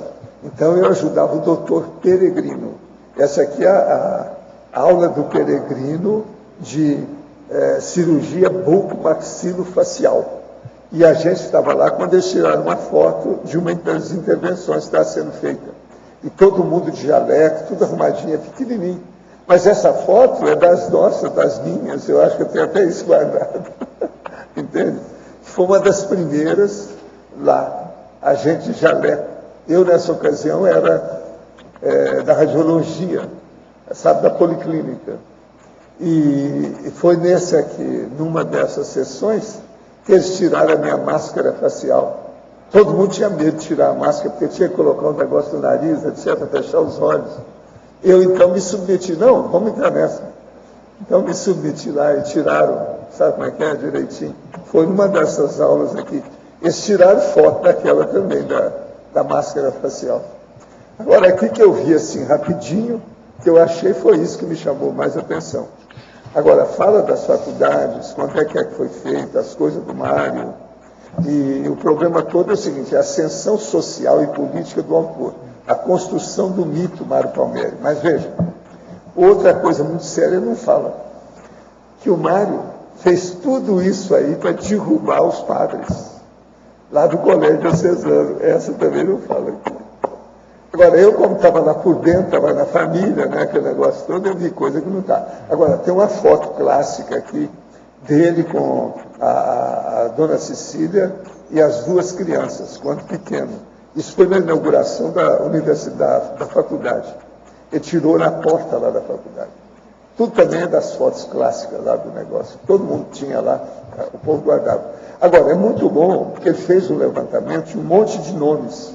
Tudo gente que eu conheci aqui, entendeu? Tudo gente com quem eu trabalhei durante anos, né? Então é como se fosse gente da família. Agora, é impressionante de qualquer maneira. Ele fez um bom trabalho. O autor é André Azevedo da Fonseca. A esse professor André, os meus agradecimentos por levantar a memória do Mário Palmério, que foi um dos maiores caras que o Brasil já arranjou até o momento. Agora, professor, precisava de gente igual a Mário. Em relação a esse livro, na editora Unesp, que é a editora desse livro, você encontra para baixar o PDF do livro gratuitamente. Pelo menos eu consegui baixar e está lá ainda disponível. Então, quem tiver interesse, pode baixar esse livro em PDF de graça. E, se não me engano, eu recebi um e-mail hoje deles falando que está com 25% de desconto todas as obras da editora Unesp hoje. Então, para quem quiser comprar o impresso, consegue mais desconto. Esse é André Azevedo da Fonseca, é professor e pesquisador do Centro de Educação, Comunicação e Artes da Universidade Estadual de Londrina. É daqui de perto. Doutor em História pela Universidade Estadual Paulista, Júlio de Mesquita Filho, campus de Franca, e pesquisador visitante do pós-doutorado do Programa Avançado de Cultura Contemporânea da Universidade Federal do Rio de Janeiro.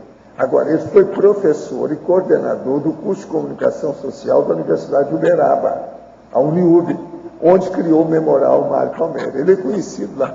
Eu conhecia também o nome dele por causa disso. Agora, ele é também daqui, de perto, sabe? Professor. Agora, é muito interessante. Para mim, há quantos anos que eu não via nada desse processo? Professor Valdo, eu não entendi. O título do livro é Mário Palmério? O título do livro, A Construção do Mito Mário Palmério. Ah, do mito! Mito! Eu tinha entendido o livro. Estudo sobre a ascensão social e política do autor de Vila dos Confins. Por que ele, Vila dos Confins? Não, isso aí você sabe, é negócio de literatura. E qual é o mito? Os caras quiseram defender o pós-doutorado, aqui uma boa. O Mário é uma figura, né? Ficou na história. E outra coisa, ele fez muita coisa para os outros. A coisa mudou em Uberaba com o Mário em matéria de assistência social lá. Professor, e por que ele está chamando de mito? Qual é o contexto? Porque até um certo ponto é mito mesmo, porque o Mário era mítico, a situação dele, tudo que ele tinha. Pra você ter uma ideia, ele escreveu assim, que eu lembro dele escrevendo de noite lá, tudo, que eu morava lá, né? Então eu lembro dele escrever. Quando ele terminou, levou a boneca e ele mostrou para uma das nossas amigas da Academia Brasileira de Letras. Adivinha quem? A Raquel de Queiroz. A Raquel, então, fez o prefácio do livro dele dizendo assim: o Mário já está lá na frente, ele não é novo, porque o primeiro livro dele já está lá na frente. Agora veja, ele fez o primeiro livro por causa de um relatório que ele tinha que fazer do interior. Através do relatório, ele fez um romance. Esse dos Confins? O Vila dos Confins, o cara coloca o voto dentro da cueca, debaixo da cueca para guardar e tal. É cheio de malandragem. Agora, ele usou todos os termos de regionalismo da época. Ele é o seguinte, ele contratava os funcionários, tudo do interior, lá de Minas, do Triângulo Mineiro, e de noite ele chamava o funcionário e conversava com ele, para conversar na mesma linguagem dele, para saber como é que era o regionalismo. Pegar os termos, Foi né? pegar termos, o modo, as histórias. O Mário fazia isso tudo. Outra coisa, o Mário, eu não sei se você está falando aqui, precisa de ver. O Mário foi embaixador aí no Paraguai, e ele também era autor e compositor de guarânias. Entende? Um monte de guarânias que foram expostas aí, publicadas, tanto no Paraguai quanto no Brasil, as guarânias dele. Ele era polivalente, o Mário era fora de série. Agora, outra coisa, eu não vi nada aqui que está falando que ele nasceu no Triângulo Mineiro.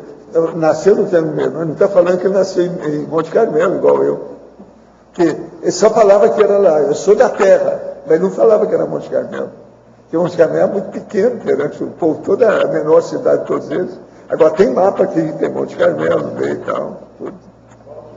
Agora, tem aqui também, quando eles tentaram, eles queriam fazer, muito antes do Mário, eles queriam fazer o separatismo do Triângulo Mineiro juntando com São Paulo.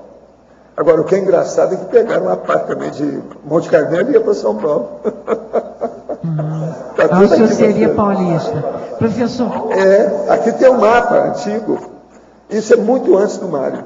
Agora, uma outra coisa que está faltando aqui que eu não vi, é a Carta aos Triangulinos, que é uma das coisas mais sérias da política do Mário. Eu acho que ele não colocou não, porque eu procurei que devia estar estampado o negócio, eu não vi não. Mas ainda vou ler ainda o livro com calma. Professor, aqui no verbete do DAC, sim, na primeira parte aqui na introdução, o senhor podia desenvolver essa politicologia, por favor? As reformas políticas no Brasil estão paradas, quase andando neste 2012. Você sabe que estão, né? Alguém aí vai dizer que não? Está tudo parado. Nas tendências da pessoa totalitarista, autocrata ou dos mega-trafalhos pessoais, podem ser incluídos a necessidade de dominar a situação, o desejo de ter sempre a última palavra e a insistência de ficar sempre com a melhor parte. Por aí, detectamos as loucuras interprisionais dos ditadores nas ditaduras ditabrandas ou antidemocracias. Ditadura, mega quadrilha político. E é o que a gente vê que o PT fez tudo para ver se faz uma ditadura. Lá o Chaves foi mais feliz que conseguiu fazer uma ditadura. A nossa amiga na Argentina está tentando fazer, mas ainda não conseguiu. Entende? Os mais fracassados nessa história de ditadura, até o momento, ainda bem, são os brasileiros aí do PT. Professor, a presidente da Argentina tem 96% de como é? Todo mundo vota. Não, de aprovação. Estão contra ela agora. Ela tem aprovação. Você está por fora, você está desatualizada. Não, já caiu isso agora. Aí. Ela está no buraco. Tem muita coisa contra ela agora. Tá, mas aí vamos voltar. Você não está atualizada sobre o assunto. Foi a última agora, eu vi agora, a última. 97, a última. Não, isso foi há muito tempo. Ela já caiu o negócio todo. Tem muita gente. Caiu para 90? Ele está passando fome na Argentina. Eu já falei com eles, se não tiver cuidado, eles vão voltar naquela fase antiga que eles matavam cachorro para comer. Pode ser que vai acontecer isso de novo. Eu vi isso tudo na Argentina. Professor, pode ser que vai acontecer a mesma coisa. O senhor colocou aqui ditadura, ditadura, mega quadrilha. Eu estive em 6 política. ditaduras na minha vida, quietinho, Getúlio. examinando. Algumas eu sofri a influência negativa delas. A que me deu mais problema e que vi até gente morrer por causa disso Getúlio. foi a ditadura do Franco na Espanha. Franco. Eu estive lá, Sim. e uma das vezes que eu estive foi com o Chico Xavier. Nós vimos as coisas de perto. E havia perseguição contra a gente, o cara por ser espírito, pra você ter uma ideia. A situação era precária. Por isso que eu vivo desancando com esse negócio de Opus Dei, essa loucura toda, que tudo é da Espanha. Lá, a gente não podia falar Opus Dei. Ele só falava assim, ó, Opus Dei. Baixinho. Opus Dei. Todo mundo tinha medo, porque eles mandavam matar todo mundo. E tudo era, tinha só, na época, havia vários ministros que eram do Opus Dei, na Espanha. Mas aí, gente... Agora, outra coisa que eu vi algumas coisas da irradiação dos processos da China, sabe, da ditadura do Mao Tse Tung, que eles matavam no mar. Eu vi um mar vermelho de sangue do povo que estava querendo sair da China, um canudinho no mar. E o povo vinha e Eu vi o mar cheio de sangue, ainda com esse povo, entre Macau e Hong Kong. O que você quer? Tudo ditadura. E o povo tudo tentando fugir de lá, etc. Tal. Muita gente foi para as Filipinas. Depois eu fui para as Filipinas, nós tivemos banquete com os chineses que fugiram de lá. Agora, os chineses dava pena. O cara estava muito bem, tinha uma verdadeira indústria na China, deixou aquilo tudo e foi embora com a família. E às vezes família numerosa, um monte de gente. Tudo isso a gente viu. Outra coisa, eles davam banquete para nós, junto com os americanos, nós também retribuímos com banquete para eles. Tudo isso fugidos da ditadura nas Filipinas. Então, outra coisa, eu vi a ditadura do Perón, que esse negócio dessa Cristina Kirchner ainda é, você está entendendo, lambança das questões do peronismo. O peronismo foi favorável aos processos dos nazistas que mataram os judeus e levaram milhões de ouro, em ouro para a Argentina. Eu vi os alemães lá e vi a turma de peronistas ajudando isso tudo. Eu mesmo, pessoalmente, conversei com o ministro Perón na ocasião. Eu mesmo segurei macho flambô, o achote, para comemorar o processo de 1 ano da salvadora da plata, da Jefa de la Nación, que era Evita Perón. Eu peguei o negócio para participar, para ver como é que era. Uma loucura aquilo tudo.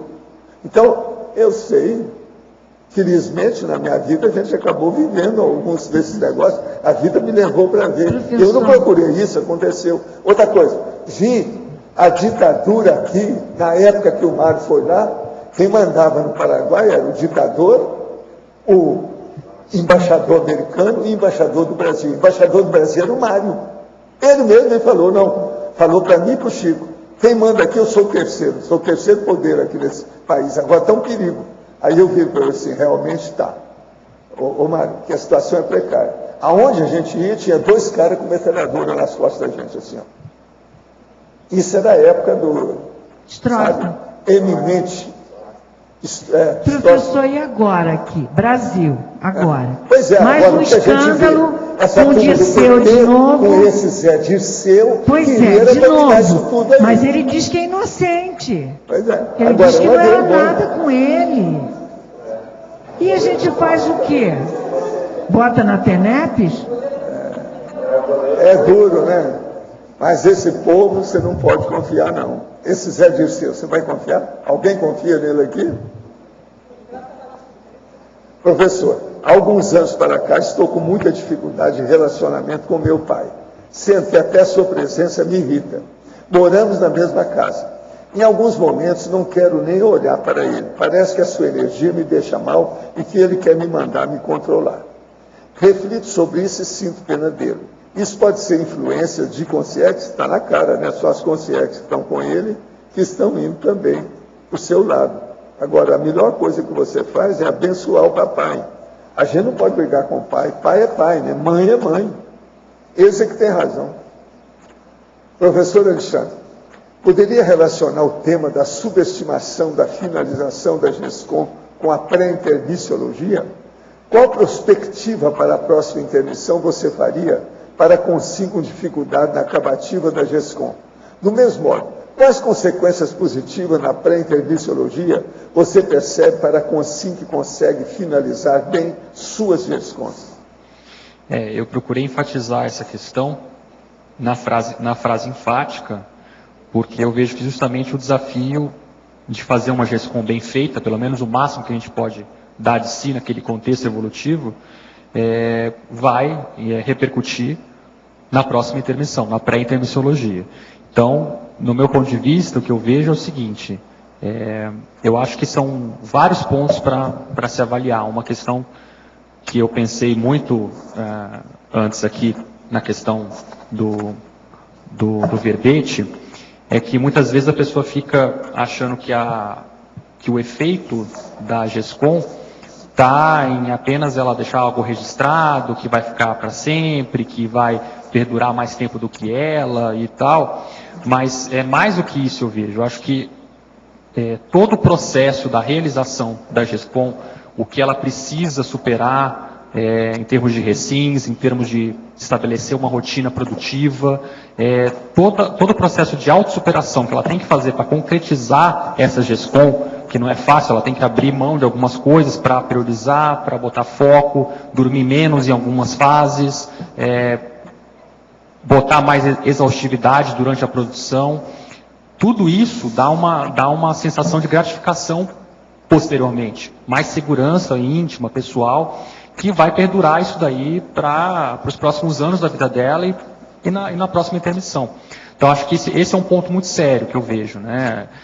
Além de você conseguir concretizar algo que vai ficar aí, mas acho que o mais sério é o processo também de você fazer a GESCOM, né? Que às vezes é só quem passa por isso que percebe isso mais claramente, né? Que aquilo, a tua história, o teu passado, fica vincado a algumas questões que você teve que focar, priorizar para chegar àquela condição. Então isso é muito sério, porque você deixou de fazer muita coisa para priorizar outras. E esse é um ponto que tem efeitos que a gente só vai ver depois, nessa vida mesmo e depois no futuro. Então acho que a ênfase que eu quis dar foi nesse sentido, que a questão do livro, ela mexe não só com uma produção que você faz, com algo que você deixa aí, um legado, mas ela ela mexe com você também, na sua intraconsciencialidade. Para concretizar um livro que se propõe a ser uma TARES, você tem que mexer muita coisa em você, a começar pela rotina que você tem que estabelecer e o foco que você tem que manter para concretizar aquilo. Deparei-me com a notícia do e-mail online no site do Terra, de 27 de novembro de 2012, quer dizer, de ontem. Idosa britânica que mudou de sexo se arrepende e pede nova cirurgia. Pelo que entendi, ela quer voltar a ser homem novamente antes da dessoma. Diz que está desesperada para voltar ao gene de nascença antes que seja tarde. Tanto que está se tentando se reconciliar com a antiga família. Está limpando as pegadas, correto? Pelo olhar da conscienciologia, quais as implicações dessa CONSIM se ela dessomar num corpo que não era o seu de origem antes da ressoma? Haverá algum problema com alguns dos corpos extrafísicos, como psicossoma ou mentalsoma? Ou o problema seria apenas com o pensene? Não, eu já expliquei isso aí há muito tempo. O que se passa aí no caso, muito sério, é o problema da paramutaciologia. Que a pessoa, ela começa a perder a possibilidade e a capacidade de fazer a transfiguração do processo do psicossoma. Isso implica todo o holossoma e cria problema para ela. O que é interessante é que eu já falei aqui para vocês há muito tempo. Eu era, há muitos anos já, logo que estava começando a terminar meu curso de odontologia, e logo que eu comecei a fazer medicina, isso foi na década ainda de 50, o que é que se passa? Eu atendia homossexuais, via aquela situação toda, então comecei a estudar o processo de homossexuais e lésbicas. As lésbicas não eram visíveis, era muito difícil você ver uma ou outra lésbica. E aquela que tinha, geralmente, era muito homem demais, E quase sempre, então, essa é que se fazia exibição mesmo pública da situação, mas eram raras, eram exceções. Agora, homossexuais sempre tinha uma porção, mas todo mundo meio rustido, no armário, aquela situação toda. Mas então o que a gente chegou nessa conclusão é o seguinte: quando a pessoa começa a mudar de sexo, o que se passa? Ela está usando, ela recebeu um corpo com a função, a fisiologia de um modo, e ela começa a alterar essa função para o outro modo, ela então começa a perder a noção da morfologia do corpo, porque o processo sexual comanda a morfologia. Um homem é diferente de mulher, até pela aparência, por causa disso, não é só por causa da genitália. Agora, a partir disso, então, a gente começou a estudar, e eu, então, cheguei à seguinte conclusão: amanhã eles vão fazer sexo, vão mudar o sexo e outras coisas mais, e fazer uma cirurgia, e as pessoas vão querer voltar atrás e vai criar problema. Isso foi muito antes da transexualidade, eu já falava isso tudo. Inclusive, eu falava isso no movimento espírita, para você ter uma ideia.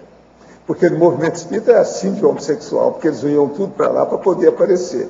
Que tem muito homossexual que tem a tendência artística, quer se exibir, quer ficar num palco, quer aparecer. Então, isso é comum. Agora, então, lá, o que acontece? Isso é que a mudança do processo, transmutação, entende? Então a pessoa é a paramutaciologia, a mutação. A pessoa muda e ela não fica satisfeita. Por quê? Você vai notar isso tudo com homossexual e com lésbico. A maioria deles são insatisfeitos. Eles nunca estão satisfeitos afetivamente nem sexualmente.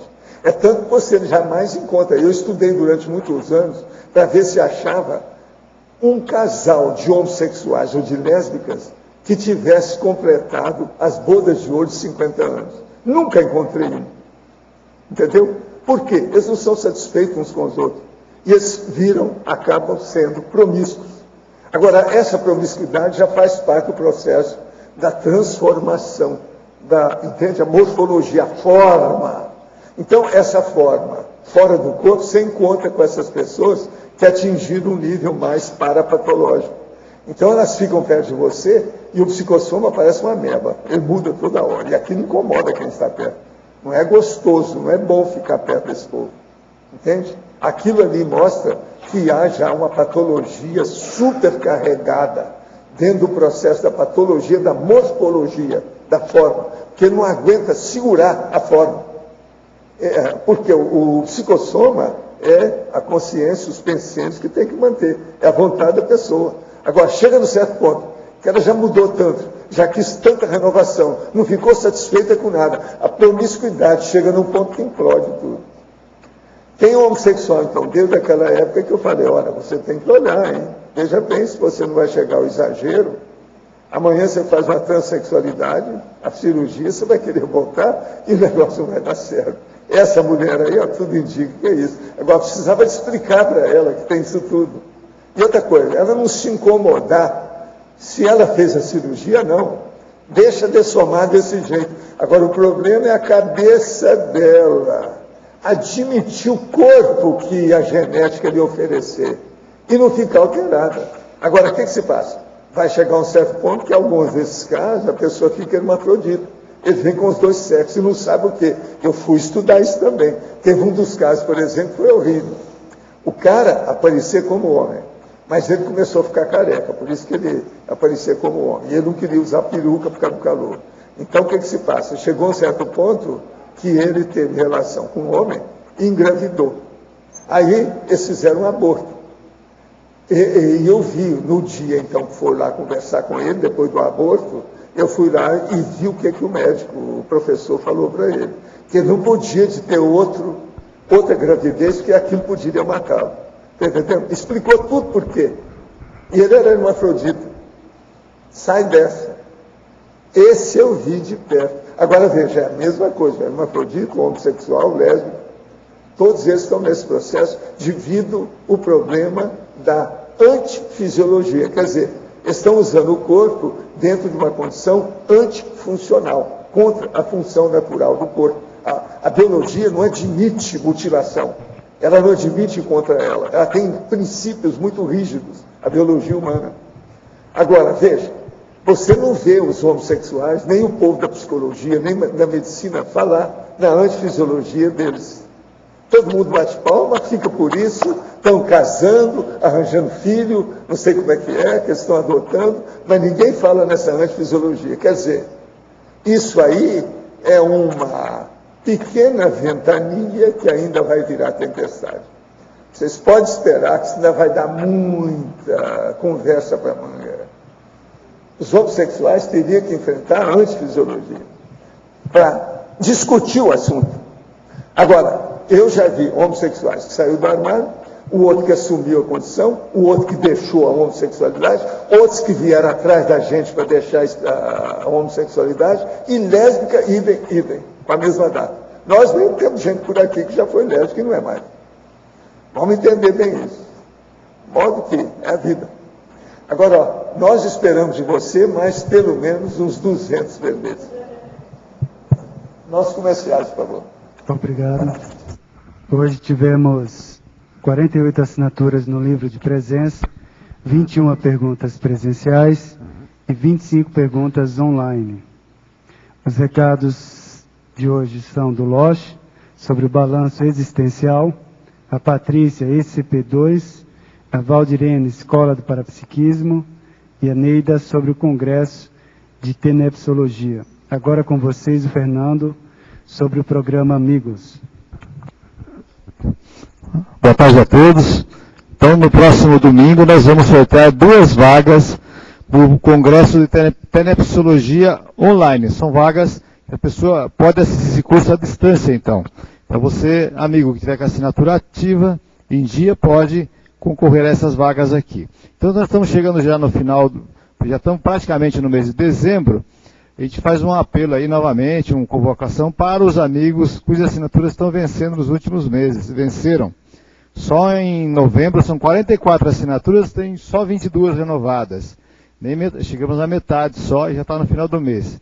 Juntando aí os últimos meses, temos mais de 80 assinaturas vencidas. Então, a gente volta a falar aqui ao teletertuliano, ao tertuliano que ainda não é associado ao programa Amigos, ou que está com a assinatura vencida, para que dentro das suas possibilidades, dentro do seu planejamento, você possa fazer a sua adesão, renovação neste mês ou no mês de dezembro, para poder que a gente possa manter os recursos, né, que dão sustentação financeira para a produção da enciclopédia, toda a estrutura de transmissão de tertúlias, holociclo, holoteca, tá certo? Então a gente volta a fazer apelo a vocês para a renovação da assinatura do programa Amigo da Enciclopédia. Obrigado. Pessoal, boa tarde. Gostaria aqui de convidá-los para o curso Balanço Existencial, que será a sua 11ª edição, ocorrendo entre os dias 9 e 12 de fevereiro do próximo ano, 2013, período do Carnaval. A proposta do curso é ajudar a pessoa a fazer um inventário da sua vida, levantando desde o momento do nascimento até os dias de hoje, os seus erros, acertos, conquistas, realizações, e a partir daí então poder elaborar um saldo dos resultados que vem obtendo na sua programação existencial. Para isso, nós vamos contar com um conjunto de professores, em torno de 20 professores, realizando uma série de atividades dentro do próprio curso, e gostaríamos aqui de destacar algumas das conferências que nós vamos ter. Por exemplo, Proex e Judaísmo, com o professor Alexandre Zaslavski. Nós vamos ter também o talk show com o professor Nário Takimoto, onde a turma toda então fará uma bateria de perguntas sobre a vida para servir de estudo de caso.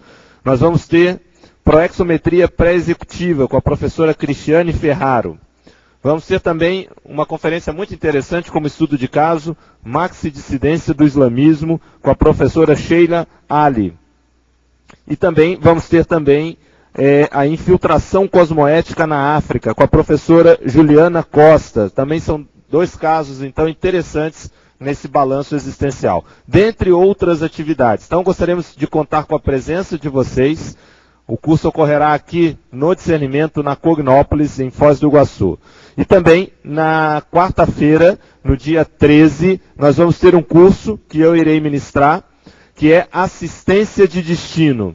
A proposta, então, é abordar os temas de decisões de destino, encontros de destino, abertura de caminho, semiologia existencial, sincronicidades e parapsiquismo, Acertos Grupocármicos e Amparadores de Destino. É um curso inédito, vale então a pena aí todo mundo participar. Muito obrigado.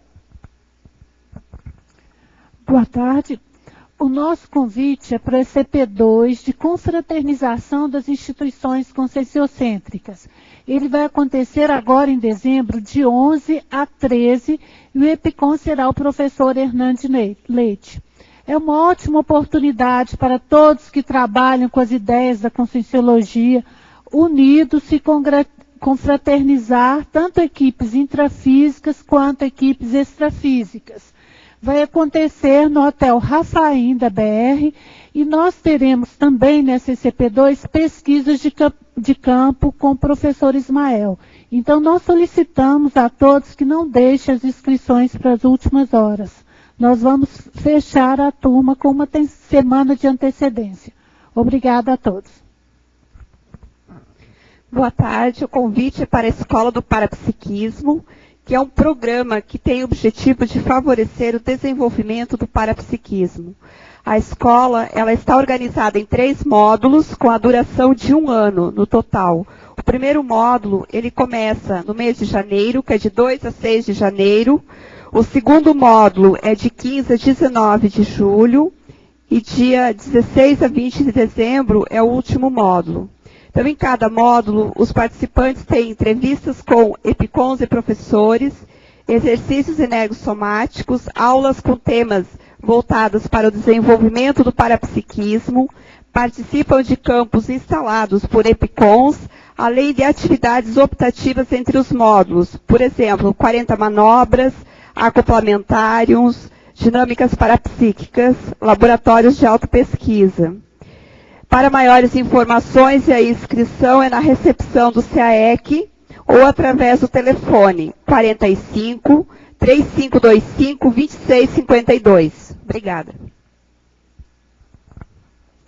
Boa tarde a todos. Estamos aqui para convidar os tertulianos e tertulianos a participar do evento tradicional que ocorre no CAEC sempre aos finais do ano. Então, nós temos a imersão no TENEPS, que acontece de 17 a 26 de dezembro.